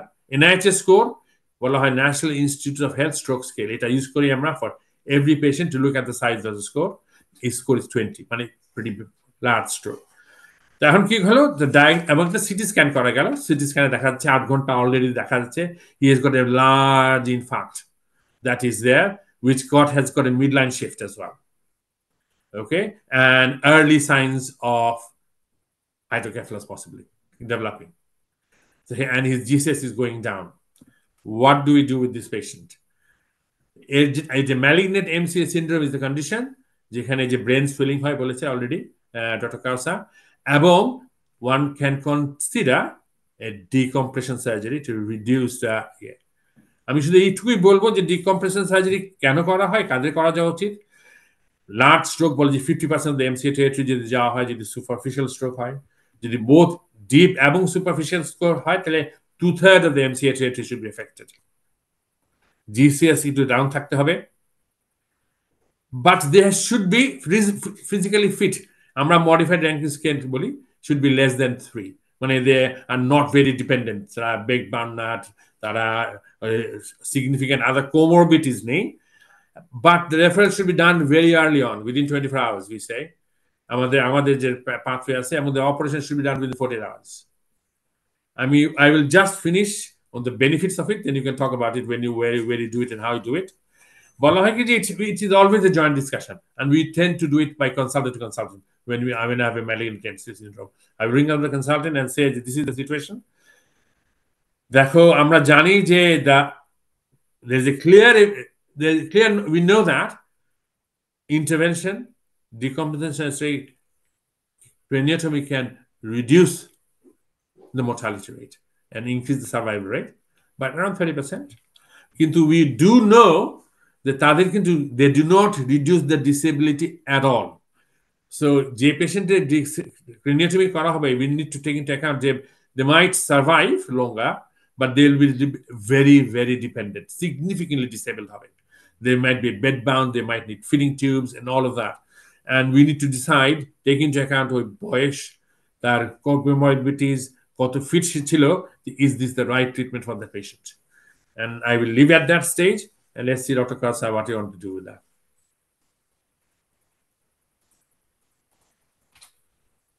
Kasa, you're muted. খুবই অল্প সময়ের মধ্যে দারুণ একটা সামারি আমরা শুনলাম আমাদের স্ট্রোক কনসালটেন্ট ডক্টর আজিম ওনার কাছ থেকে। এখন আমি ওই যেখানে যেটা উনি বলেছিলেন যে আমাদের ডিকম্প্রেসিভ ক্রেনিয়েক্টমির ব্যাপারটা, তো এইখানে যেমন আমরা একটা স্লাইড দেখি, এখানে আমরা দেখতে পাচ্ছি লেফট সাইডেড পেশেন্টের। আপনি সিঙ্গেল স্ক্রিন করতে পারলে ভালোই তো, ফুল স্ক্রিন করে দিই, এটা দুইটা স্ক্রিন আসতেছে আর কি। ও সরি, আমার আমার থেকে দুটো স্ক্রিন আসছে। মানে ডান দিকে, হ্যাঁ, একটু সিঙ্গেল স্ক্রিন করলে ভালোই, তাহলে বড় দেখা যাবে আর কি।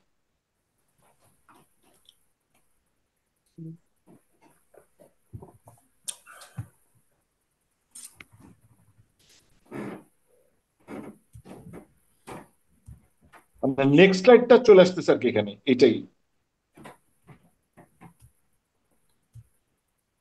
সরি, জাস্ট আমি শেয়ারিংটা স্টপ করে আবার আসছি। আচ্ছা, স্লাইড শোতে গিয়ে ফুল স্ক্রিন দিলেই হয়ে যাবে।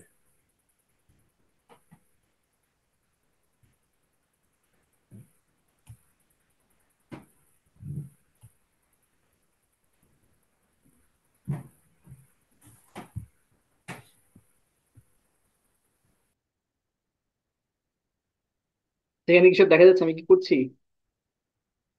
এখন কি ঠিক আছে? স্যার এখনো শেয়ার হয়নি। Technical glitch.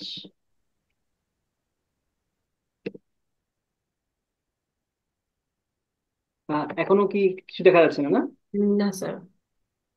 উম,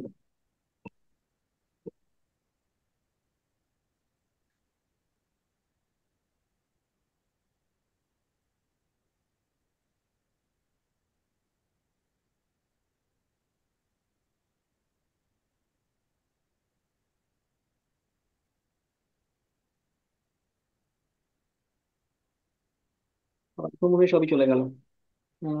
আচ্ছা, এক মিনিট, আমি আবার একটু বের হবে। তুমি যখন কথা বলছো, shall I carry on with a bit of this malignant MCA? তুমি যখন চেষ্টা করছো, জি জি, শিওর শিওর। হ্যাঁ, মেইন ইস্যু হচ্ছে যে ম্যালিগনেন্ট এমসিএ যেটা বলছে যে এখানে বড় একটা স্ট্রোক একটুখানি দেখছিলেন, মিডলাইন শিফট থাকে, হিউজ প্রেশার হয় ব্রেনে, এবং the mortality rate is very high, is about 80% mortality rate. কিন্তু সার্জারি যদি করা হয়, reduces the mortality by 30%, so it is good. কিন্তু দে স্টিল রিমেইন, কারণ যেহেতু এত বড় স্ট্রোক হয়, দে রিমেইন সিগনিফিকেন্টলি ডিসেবলড, এবং এই সার্জারি কিন্তু এই ডিসেবিলিটি কমায় না।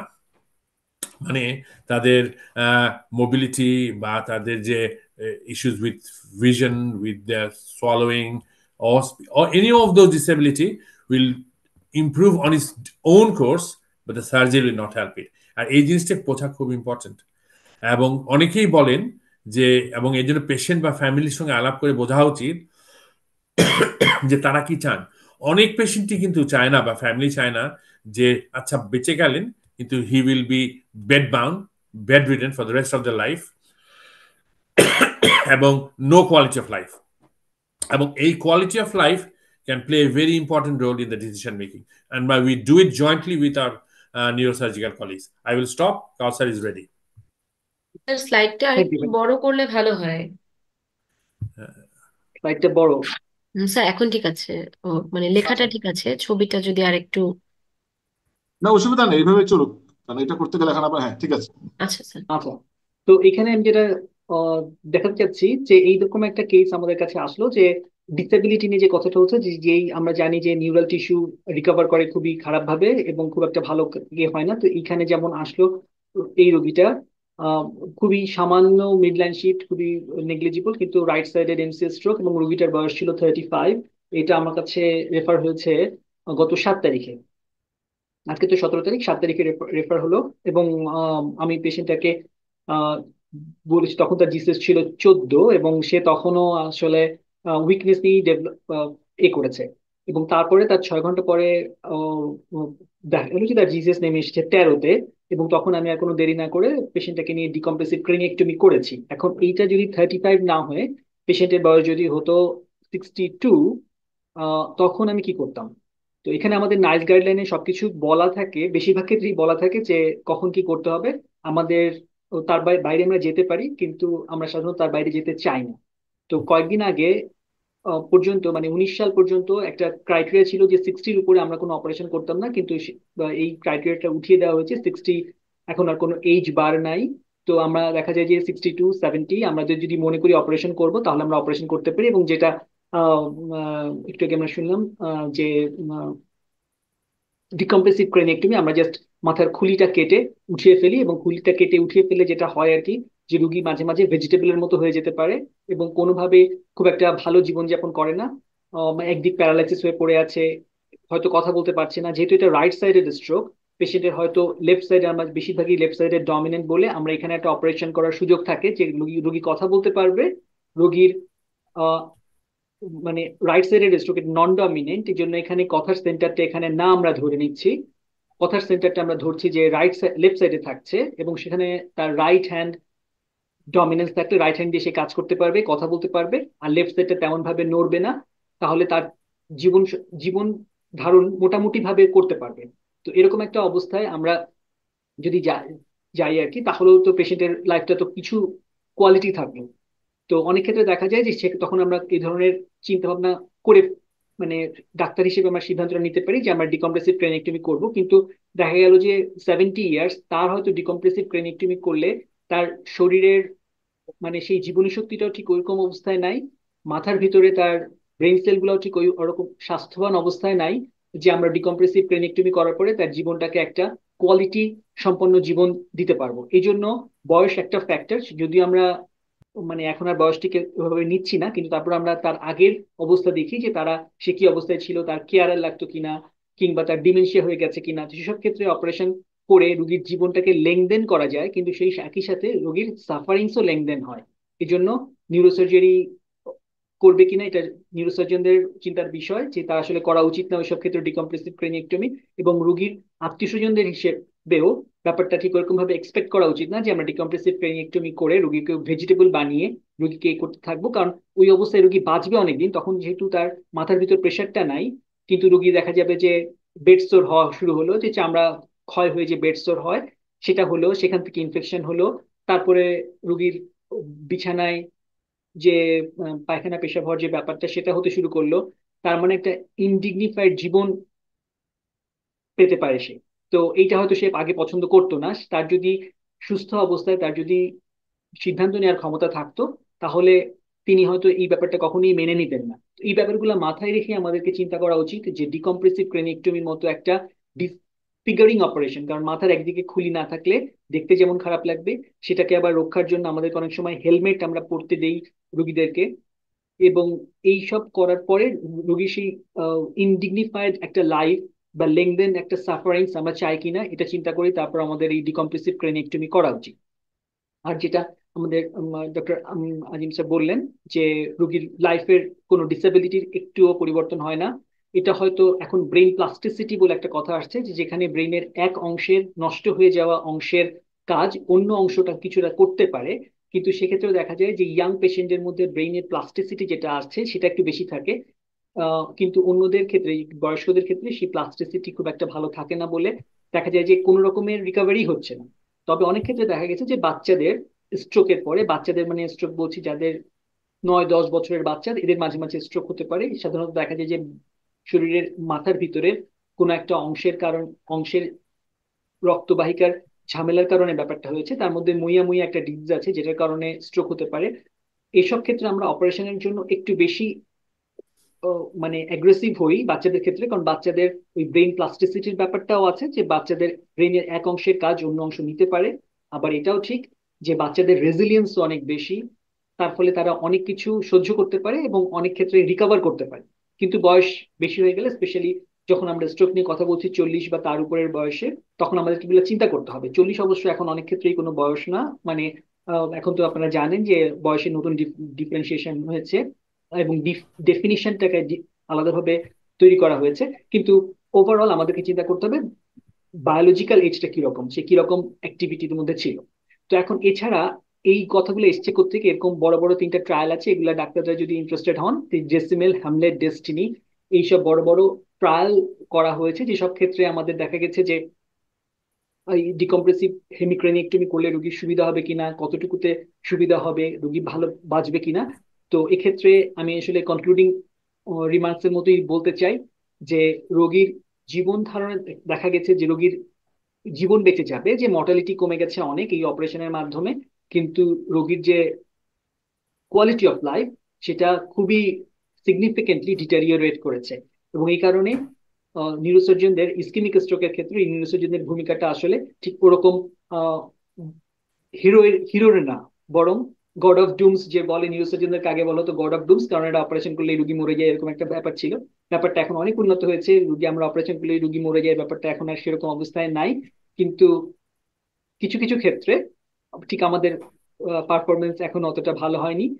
সেটা অবশ্য আমাদের পারফরমেন্স মানে সার্জিক্যাল হ্যান্ডের কারণে না, ওভারঅল ব্রেইন একটা খুবই মিস্টিরিয়াস অর্গান, এটা কার জন্য কিভাবে রিয়াক্ট করবে, কিভাবে রিকভার করবে, এটা আমরা আসলে খুব বেশি, অনেক বেশি ভালো করে প্রেডিক্ট করতে পারি না। তবে আমাদের কাজ আমরা ভালো করে করতে পারি, সেটা আমরা করব।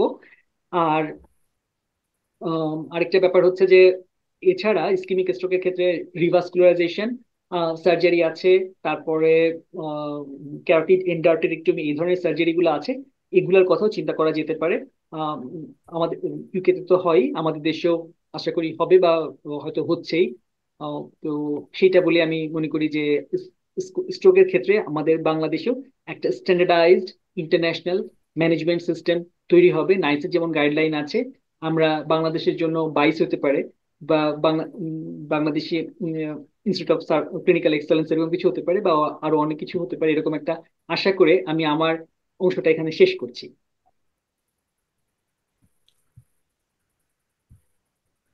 Thank you, Kausar. We had a very good discussion today.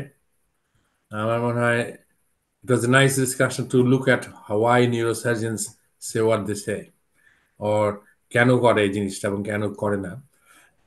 এবং এটা সবসময় ইউ আর ট্রু, তুমি যেরকম বলেছো, অনেকেই বলে নিউরোসার্জনকে ফোন করে লাভ নেই, ওনারা সবসময় বলবে best management team under the medical team. হ্যাঁ, অ্যান্ড ফর গুড রিজনস। এটি হলো কথা, এটি হলো বোঝার ব্যাপার যে you don't intervene when it's not going to benefit. Thank you very much. I enjoyed your talk as well. So back to you, Susan. Sir, thank you for such a wonderful session, and there was a lot of case discussion, and we know many things about the neurosurgical aspect of stroke management. So, can we go to some questions from the audience? Sure. Okay, so there are a few questions. Number one, neurosurgical management of stroke, how and when indicated in childhood stroke? হ্যাঁ, সেটা আমি কিছুটা হালকা বলে এসেছি, যে childhood স্ট্রোকের মধ্যে যদি identifiable cause, first of all আমরা কজ আইডেন্টিফাই করব পেশেন্টের ক্ষেত্রে। আমরা প্রথমে এমআরআই, তারপরে ডিএসএ করি, digital subtraction angiography, under GA সাধারণত এটা করা হয় বাচ্চাদের ক্ষেত্রে, এবং করার পরে আমাদের ভেতরে যে কোন কেন স্ট্রোকটা হচ্ছে সেটা বের করার চেষ্টা করা হয়। তো মুয়া মুয়া একটা কজ হতে পারে স্ট্রোকে, যেটা বলেছি, এবং সেটার কারণে যে সার্জারির বেশ কিছু রোল আছে, যেমন বাইপাস সার্জারি আছে, তারপরে বিভিন্ন রকমের ইনডাইরেক্ট সার্জারি আছে। তো কিছু বারহোল করে দিলে কাজ হয়ে যায়, এরকম কিছু ব্যাপার আছে। কিন্তু বাচ্চাদের ক্ষেত্রে আমি বলতে চাই যে আমাদেরকে একটু অ্যাগ্রেসিভ থাকতে হবে। আমরা, কারণ হচ্ছে তাদের ওই যে রেজিলিয়েন্স অনেক বেশি এবং তাদের রিকভার করার ক্ষমতা অনেক বেশি, এই জন্য আমরা হয়তো একটু অ্যাগ্রেসিভ থাকবো। অ্যাগ্রেসিভ মানে আমি বলতে চাচ্ছি যে যা ইচ্ছে তাই করে ফেলবো ব্যাপারটা ঠিক তা না, কিন্তু হচ্ছে যে এই ব্যাপারগুলো বাইপাস বা এই ধরনের ব্যাপারগুলোর ক্ষেত্রে আমরা যেন চেষ্টা করে যাই অনেক দূর পর্যন্ত, সেটা আমি বলতে চাচ্ছি। Another question, neurosurgical intervention, is there any association with any genetic predisposition?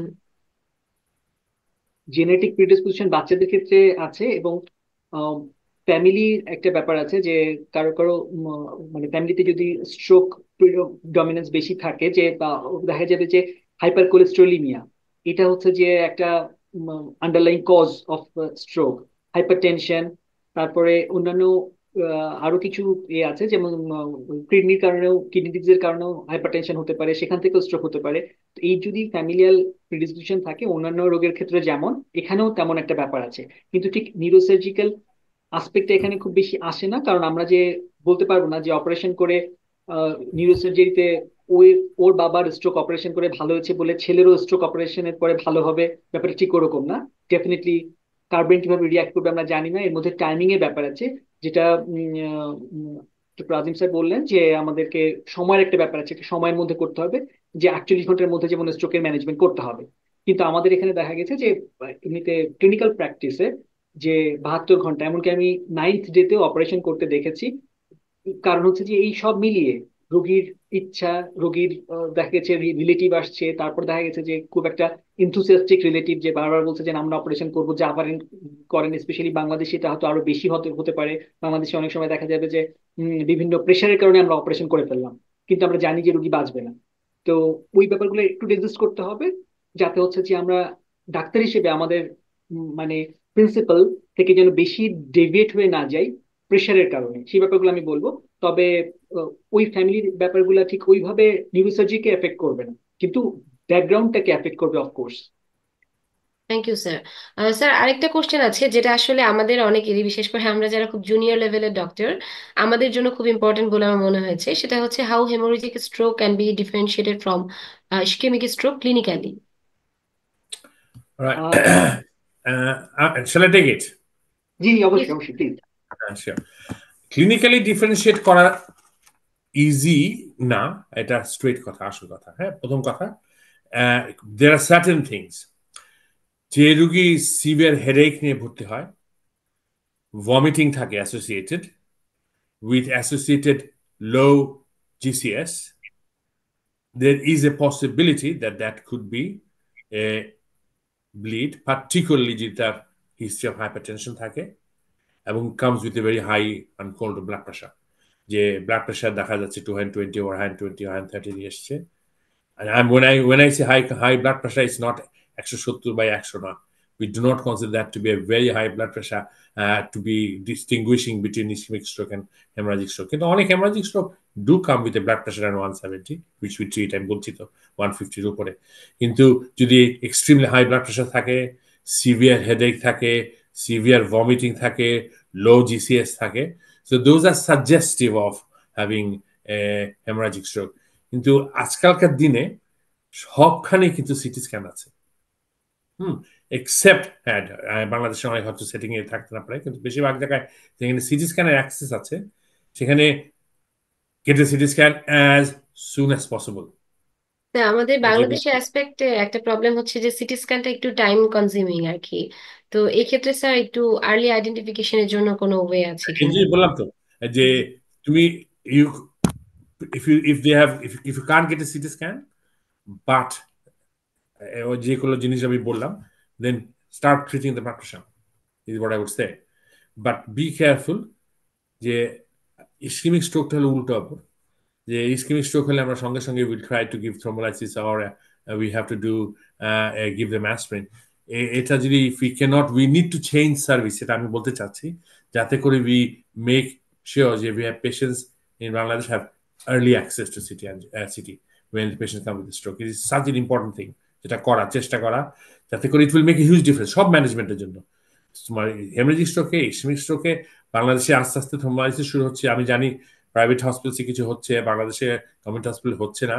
আমি কিছুদিন আগে বাংলাদেশ ঢাকা মেডিকেল কলেজে গিয়ে আমি লেকচার দিয়ে এসেছি neurology department on how to promote thrombolysis and etcetera. সুতরাং yes, but you can't give them aspirin তুমি যতক্ষণ পর্যন্ত সিটি করো নাই, কারণ it's very not easy differentiate. Yeah, it might make it bit worse. Sir exactly এই কোশ্চেনটা একজন করেছেন পরবর্তীতে, যে when to withhold or avoid antiplatelet therapy in ischemic stroke patient. Ischemic stroke patient, unless there is a bleed, you do not withhold it. So you need to know whether there is a bleed or not. If there is a bleed, then you withhold it. Otherwise, you don't. তখন actually you go higher dose aspirin, and you can give the aspirin and do the thrombolysis at the same time. সুতরাং higher dose aspirin আমরা যদি থ্রোম্বোলাইজ করি তাহলে aspirin দেই না, যদি থ্রোম্বোলাইজ না করি then we will give them aspirin as soon as possible, and we use 300 milligram high dose aspirin. So unless there is a bleed, and to be 100% certain, you need to do a CT scan. So তখন aspirin দেই না যত মতো CT scan করছি। That is the only thing we do. আরেকটা question, যেটা আমরা বাংলাদেশি যারা বিগিনার ডক্টর, আমরা প্রায় উপজেলা হেলথ কমপ্লেক্সে বা যে কোনো প্রাইমারি হেলথ কেয়ার ফ্যাসিলিটিসে যখন প্রথম জবটা শুরু করি, দেখা যায় যে আমাদের কাছে অনেক স্ট্রোক পেশেন্ট আসে যাদেরকে আমরা ডায়াগনোসিস করতে পারছি ক্লিনিক্যাল স্ট্রোক, বাট আমাদের হাতে আসলে ওই সময় ওরকম কোনো ইকুইপমেন্ট থাকে না যেটা দিয়ে আমরা পেশেন্টকে স্পেশালাইজড বা টার্সিয়ারি কেয়ার হসপিটালে রেফার করব। তো এই কোশ্চেনটা একজন অডিয়েন্স থেকে জানতে চেয়েছেন যে what primary assessment and management should be given at primary health care like Upazila Health Complex before referring the patient to specialized center. Okay, sure. তো প্রথম কথা যে অ্যাকিউট ম্যানেজমেন্ট তার হচ্ছে না এখানে, যে থ্রম্বোলাইসিস থ্রম্বোক্টমি বা তোমার যদি if you see a patient who is coming with onset of right sided weakness, speech deficit, GCS ভালো, তার হেডেক্স নেই, ভমিটিং নেই, and or maybe has got atrial fibrillation as well, which is a very important cause having strokes. তখন it might be a situation when you have to give aspirin. আমার মতে তার আগে I would definitely want a CT scan before doing that. কারণ এইসব symptoms here, you might still have a small bleed, and that will make it worse. Yeah. এক্ষেত্রে sir directly tertiary care হসপিটালে refer করে দেওয়া ভালো, যেখানে আমাদের CT scan ফ্যাসিলিটিসটা stroke available. should be done. Yes, অবশ্যই, because this is এখন it is a basic investigation. So there has been a trial অনেক আগে, একটা ট্রায়াল হয়েছিল চায়নাতে, ওরা they gave aspirin without doing CT scan, but that was many 20 years back, এবং they showed there was some benefits, some risk, some benefits. কিন্তু এই এখন আমরা এটা কোনোদিনও প্র্যাকটিস করবো না। সুতরাং I couldn't say যে yes তুমি aspirin দিয়ে দাও with all of that, because still they can have a bleed without the vomiting, without the headache, without dropping GCS. G sir. Dr. Sir, would you agree? জি অবশ্যই। আমি হচ্ছে যে এখন একটা কথা বলতে চাচ্ছিলাম যে আমার হাসপাতালে এখন একটা রোগী ভর্তি আছে, যে আমি এডিনবারা রয়্যাল ইনফার্মারিতে, যে তাকে এক সপ্তাহ আগে লোকাল একটা হাসপাতালে গিয়েছিল এবং তাকে এরকম স্ট্রোকের সিমটম দেওয়ার পরেও সিটি স্ক্যান না করে তাকে অ্যাসপিরিন দিয়েছে। মানে আমি তো ভাবতেই পারি না যে 2025 সালে এডিনবারা এই ঘটনাটা বা এডিনবারার আশেপাশে এই ঘটনাটা ঘটেছে। এবং দেওয়ার পরে সে 2 সপ্তাহ পরে প্রেজেন্ট করেছে ওরকম কনফিউশন নিয়ে। তারপর সিটি স্ক্যান করে দেখা গেল তার একটা বিশাল, মানে 51 বছর বয়স, কিন্তু বিশাল এক ক্রনিক সাবডুরাল হেমাটোমা। তো দেখে তো আমি খুবই বিরক্ত হয়েছি, এবং আমি এখন তার যে অ্যাসপিরিন মানে ইমার্জেন্সি ডিপার্টমেন্ট থেকে এই কাজটা করেছে, তো যেই ডাক্তার এই কাজটা করেছে, আমি তাকে এবং তার কনসালটেন্টকে কপি করে একটা ইমেল করছি যে এই কাজ যেন সে জীবনে আর না করে, যে এরকম একটা অ্যাসপিরিন সে দিয়েছে উইদাউট এনি সিটি স্ক্যান। এবং আনফরচুনেটলি রুগীটা আবার বাংলাদেশি অরিজিন আর কি। তো আমার সঙ্গে কথা হলো, 2 দিন ধরে কথা হচ্ছে। তো এই একেবারে চোখের সামনে এই সমস্যা দেখছি, এবং আমি তো এটা করে তাকে একটা লেসন আর কি, আমি তাকে ধরা না যে তুমি কেন দিয়েছো, কিন্তু একটা লেসন। এবং ডক্টর সুজান, এই জন্য you are trying to push me যে উপজেলায় আছি আমি, এখানে আছি, আমরা দিতে পারি কিনা।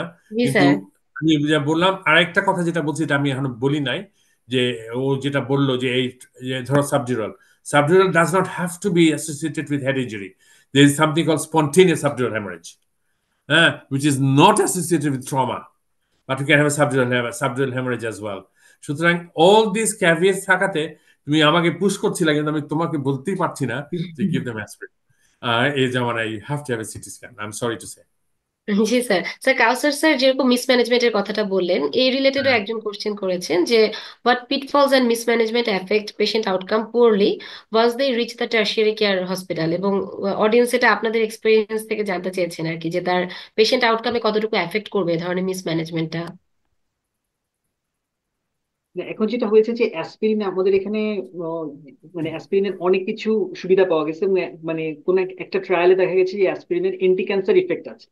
এখন অ্যাসপিরিন যদি দিয়ে ফেলে, আমরা তো সেটাকে চট করে না করতে পারবো না যদি কোনো ব্লিড না থাকে। কেউ অ্যাসপিরিন দিয়েছে, একজন কি 72 বছর বয়সকে এমনি এমনি অ্যাসপিরিন খেতে দিয়েছে জিপি।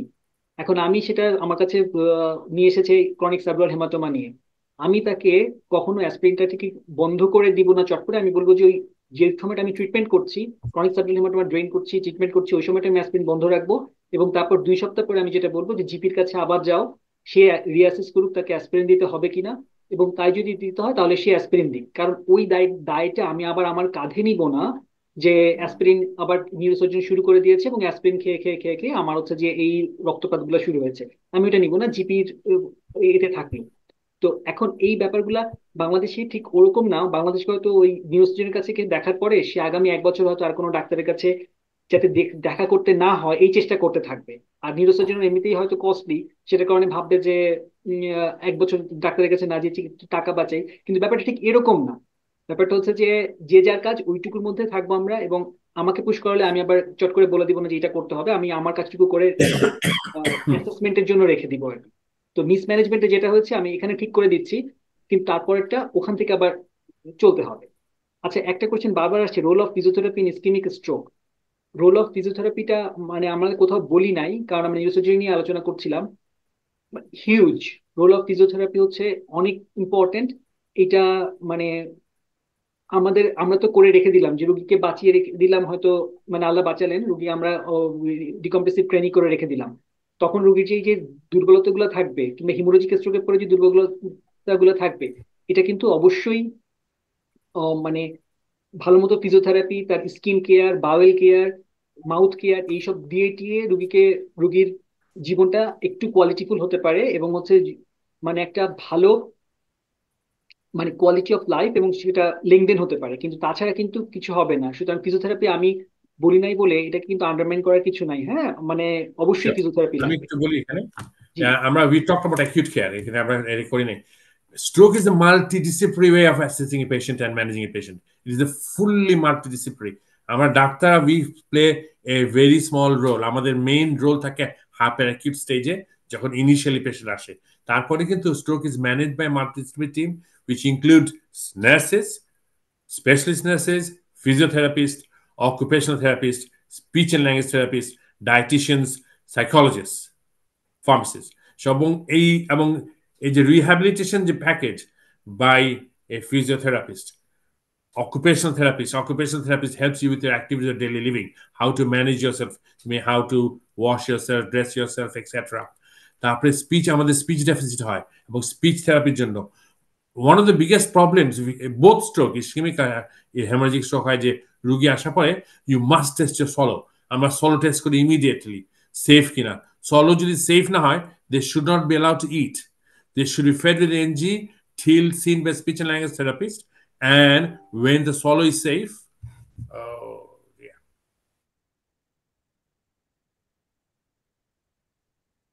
মনে স্যার। মিউট হয়ে গেছেন। হ্যাঁ, হুম। তো সেই ফিজিওথেরাপি শুধু না, সেটাই আর কি, যে সবগুলা থেরাপি আলাদা আলাদা ভাবে দিতে হবে আর কি। আর এর মধ্যে যে রুগীর প্রন টু ইনফেকশন সেটার কেয়ার করতে হবে। তো সেই জন্য মাল্টিডিসিপ্লিনারি অ্যাপ্রোচ।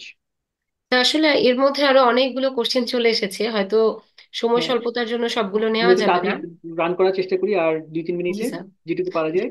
জি স্যার, তারপরে দুই একটা কোশ্চেন আমার কাছে মনে হয়েছে বেশ ইম্পর্টেন্ট আসলে, যে একটা জিনিস একজন জানতে চেয়েছিলেন যে what is the target blood pressure in case of ischaemic stroke or haemorrhagic stroke. Target blood target, pressure. হ্যাঁ, আমরা সিস্টোলিক ব্লাড প্রেশার হচ্ছে 140 নিচে নামিয়ে আনতে চাই। কারণ 140 নিচে, বেশি নিচে নামাতে চাই না, কারণ হচ্ছে যে যখন ইসকেমিক স্ট্রোক থাকে তখন হচ্ছে যে রক্ত যেটুকু আছে সেটুকু যদি আমরা কমিয়ে ফেলি, বেশি ব্লাড প্রেশার কমিয়ে ফেলি, তাহলে ব্রেনের অন্য টিস্যুগুলা পারফিউজড হবে না। আর হিমোরেজিক স্ট্রোকের ক্ষেত্রে দেখা যায় যেটা, যে ইডিমার কারণে এবং আইসিপি বেড়ে যাওয়ার কারণে ওখানেও তাই, যে আমরা যদি বেশি কমিয়ে ফেলি তাহলে অন্য টিস্যুগুলা পারফিউজড হবে না, তার ফলে যে ইসকেমিক পেনাম্রা তৈরি হয় বা পেরিলিশনাল ইডেমা তৈরি হয়, হিমোরেজিক স্ট্রোকে পেরিলিশনাল ইডেমা তৈরি হয়। আর স্কিন স্ট্রোকে তো সেই পেনামরা তৈরি হয়। তো ওগুলাতে যেন ফার্দার ডিটেরিয়েট না করে, এই জন্য 130 to 150-র মধ্যে আমরা ব্লাড প্রেশারটাকে রাখতে চাই আর কি। তো খুব বেশি কমানো যাবে না, আর অফকোর্স বেশি বাড়ালে তো আরো হিমোরেজ হতে পারে। সেটা সিস্টোলিক ব্লাড প্রেশারটা আমরা সেটা করতে চাই আর কি। ঠিক আছে। স্যার স্যার আরেকজন কোশ্চেন করেছিলেন যে when to suspect hemorrhagic transformation of ischemic stroke and how to manage it. Ischaemic স্ট্রোকের ক্ষেত্রে অনেক ক্ষেত্রে দেখা যায় যে রুগীর অচেতনতা, মানে সচেতনতা লোপ পায় না, মানে জিসিএস ঠিক ওইভাবে ড্রপ করে না, কিছু ডিসপ্লেজিয়া থাকে এবং রুগী একটু কনফিউজ থাকতে পারে, কিন্তু রুগী কিন্তু কথা বলতে পারে। তো ইসকেমিক স্ট্রোক হচ্ছে আমরা ডায়াগনোসিস করেছি, হয়তো সিটি স্ক্যান একবার করা গেছে কোনোভাবে, এবং তারপর রুগী ইউজুয়ালি যদি হিমোরেজিক ট্রান্সফরমেশন হয় তখন হচ্ছে ইনক্রিজিং হেডেকের একটা কথা বলে, যেটা চট করে হেডেকটা আসতে পারে। আবার হতে পারে যে আস্তে আস্তে বলছে যে আমার মাথা ব্যথা মাথা ব্যথা, মাথা খুব ভার, এবং এই করতে করতে আস্তে আস্তে রোগীর জিসিএস কমে আসতে পারে। তখন আমরা ধরে নিই যে এটা ইসকিমিয়া থেকে হিমোরেজিক ট্রান্সফরমেশন হচ্ছে। তবে এইভাবে কিছু বলা যাবে না, কারণ হচ্ছে সিটি স্ক্যান আর এমআরআই এখন এমন অবস্থা হয়ে গেছে যে আমরা ওইসব ব্যাপারে খুব বেশি কমেন্ট করতে চাই না। আর কমেন্ট করলেও দেখা যায় যে সেটা কমেন্টের আমি যে কথাগুলো বললাম এগুলোর স্পেসিফিসিটি দেখা যায় যে 85 থেকে 88 এর মধ্যে আছে আর কি, মানে আমি 100% স্পেসিফিক হতে পারছি না, সেই জন্য আমরা বেশি কমেন্ট করতে চাই না। স্যার এটা একটা টার্গেট আইডিয়া পাওয়া বিপির, যাচ্ছে না? জি স্যার, স্যার টার্গেট বিপির কথা যখন আসে তখন আরেকটা জিনিস ছিল যে সিটি স্ক্যান বা এমআরআই করার আগে আমরা কোনো একজন স্ট্রোকের পেশেন্টের ক্ষেত্রে আমরা অ্যান্টি হাইপারটেনসিভ হিসেবে কোন ড্রাগটা ইউজ করব বা drug of choice. Can you hear me now? এই যে জি ভাই, এটা হ্যাঁ, এক সরি, দুই আমাকে মিনিট দেখা যাচ্ছে? না, দেখা যাচ্ছে না। দেখা যাচ্ছে এখন? স্যার এখন দেখা যাচ্ছে। হ্যাঁ, সরি, একটা টেকনিক্যাল হিচ। আচ্ছা, কোয়েশ্চেনটা কি ছিল? সরি, আমি মিস করেছি। এই কোশ্চেনটা খুবই আপনার জন্য। স্যার বলো। একটু আগে আমরা আলোচনা করছিলাম আর কি যে একজন হেমোরেজিক স্ট্রোক বা ইসকেমিক স্ট্রোকের ক্ষেত্রে টার্গেট বিপিটা কত, এটা তো যেটা অ্যান্সার স্যার দিয়েছেন আর কি। আচ্ছা, এরপরে আমি স্যার, হ্যাঁ, বলো বলো বলো, হ্যাঁ।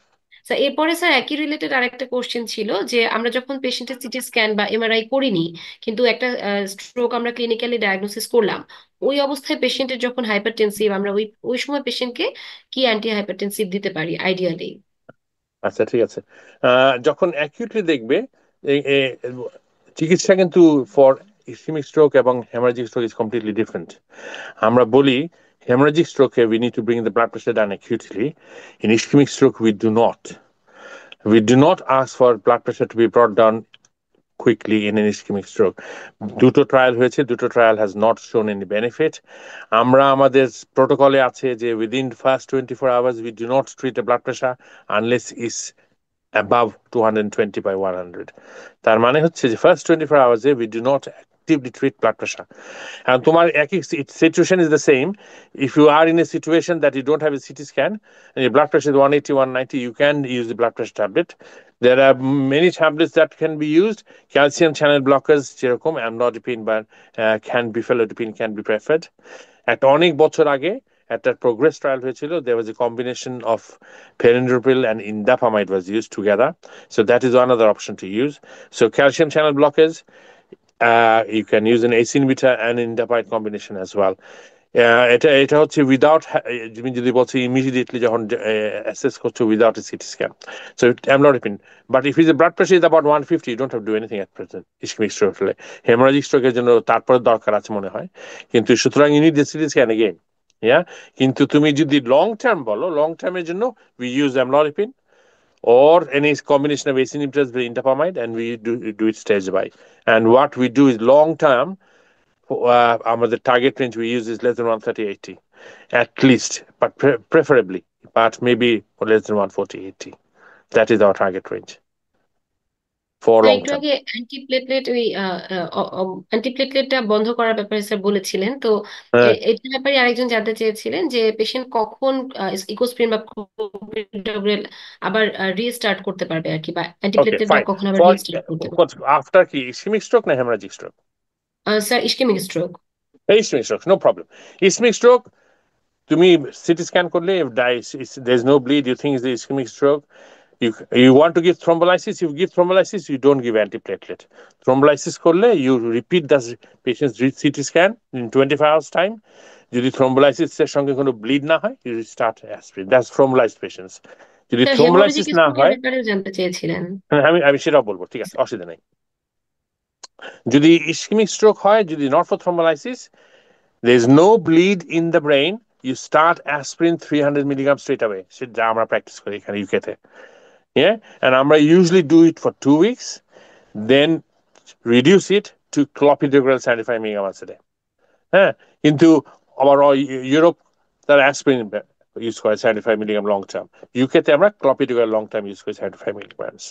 ওকে, সুতরাং ischaemic stroke you straight away CT scan করবে, CT scan shows no bleed, you start them on aspirin.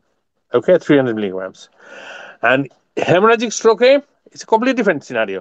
You have a bleed, if you are on aspirin, stop it. Then whether you restart or not is a big question. Lot of trials is happening throughout the world now to what to do of whether to restart aspirin on ischemic hemorrhagic stroke, particularly when the patient, suppose you had a patient who had MI in the past and he was on aspirin, now he's had a hemorrhagic stroke, what to do with them? তো এখানে এখন বলা হয় একটা term আছে, বলা হয় MACE, major adverse cardiovascular event prevention, মানে এই major adverse cardiovascular events like heart attacks, like PEs, like peripheral vascular disease and things like that. তো সেইখানে কি করা যায়?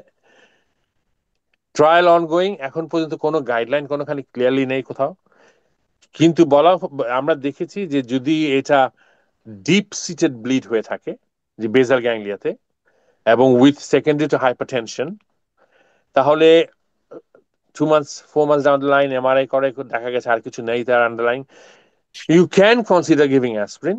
দু একটা ট্রায়াল হয়েছে which is supports it, but trial evidence খুবই ভালো না, এবং family needs to know যে if you give aspirin they might bleed. So restarting aspirin and anticoagulant after an interstitial hemorrhage is a big question. Evidence is not very good at present, and that's how we leave it.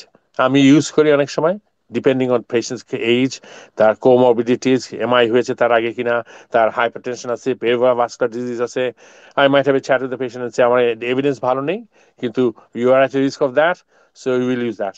So that's what we do. The hemorrhagic stroke, don't easily use aspirin, please. You need a very highly specialist person to tell you to restart it. Thank you so much sir, আসলে খুবই interactive একটা session হচ্ছে। এই সময় আসলে সময়ে আমাদেরকে আসলে আর পারমিট করছে না, এবং মানে আসলে অনেকগুলা কোশ্চেন স্যার আরো রয়ে গিয়েছে এখন। মনে হচ্ছে না যে এতগুলো আর নিতে পারবো কোশ্চেন। সেক্ষেত্রে ঠিক স্যার আছে, আপনারা আমরা আসলে যেটা বলেন। আমি মনে করছি আসলে 1.5 ঘন্টা পার হয়ে গেছে, আমাদের 1 ঘন্টার কথা বলে শুরু করেছিলাম। আমরা আসলে আরেকটা সেশন করব এরকম চিন্তা করছি। আমাদের আদিম স্যার থাকবেন এবং আমাদের আরো অন্য স্ট্রোক স্পেশালিস্ট আছেন আমাদের ঢাকা মেডিকেল কলেজের ভেতরে, ঢাকা মেডিকেল কলেজের বাইরে, এবং আমরা একটা আরো একাধিক সেশন হতে পারে আর কি। স্ট্রোক আমি বুঝতে পারছি খুবই গুরুত্বপূর্ণ একটা বিষয়, এবং এই জন্যই আসলে আমি ব্যাপারটা চয়েস করেছি। এবং অনেকেরই প্রশ্ন, এবং স্ট্রোকের আসলে আমার মনে হয় যে দুইটা সেশন করা যায়, একটা অ্যাকুয়েট স্ট্রোক, একটা হ্যামোরেজিক স্ট্রোক, তখন মানে আরো ফার্দার ডিসকাশনটা করা যাবে, যে এত শত শত কোশ্চেন আমার মনে হয় তখন আমরা ওইভাবে করতে পারবো। হ্যাঁ ঠিক আছে। আমার মনে হয় যে তাহলে এরকম একটা আমাদের পরিকল্পনা থাকলো, আমরা আবারও বিডি ফিজিশিয়ানস এর সাথে জুড়ে আবারও এরকম করার চেষ্টা করব না, আমি প্রমিস করছি করব। So, thank you. and I will happily support. I have thank you. huge interest, যেরকম কাউসার আছে, I have got huge interest in teaching, training, education সবকিছুতে।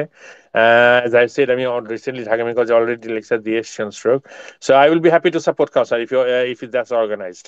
Thank you. আমরা জানি যে আপনি এমনিতে অনেক রিসার্চের মধ্যে যুক্ত আছেন, এবং আপনি অনেক অনেক এডুকেশনাল সেশনে আপনি ইউকেতে মানে ফ্যাকাল্টি হিসেবে এসেছেন, এবং আমরা সেই সুযোগটা নিব আর কি। বাংলাদেশের একজন ডাক্তার হিসেবে আপনি বাংলাদেশের তো নিবেন, সেই সুযোগটা আমরা নিব।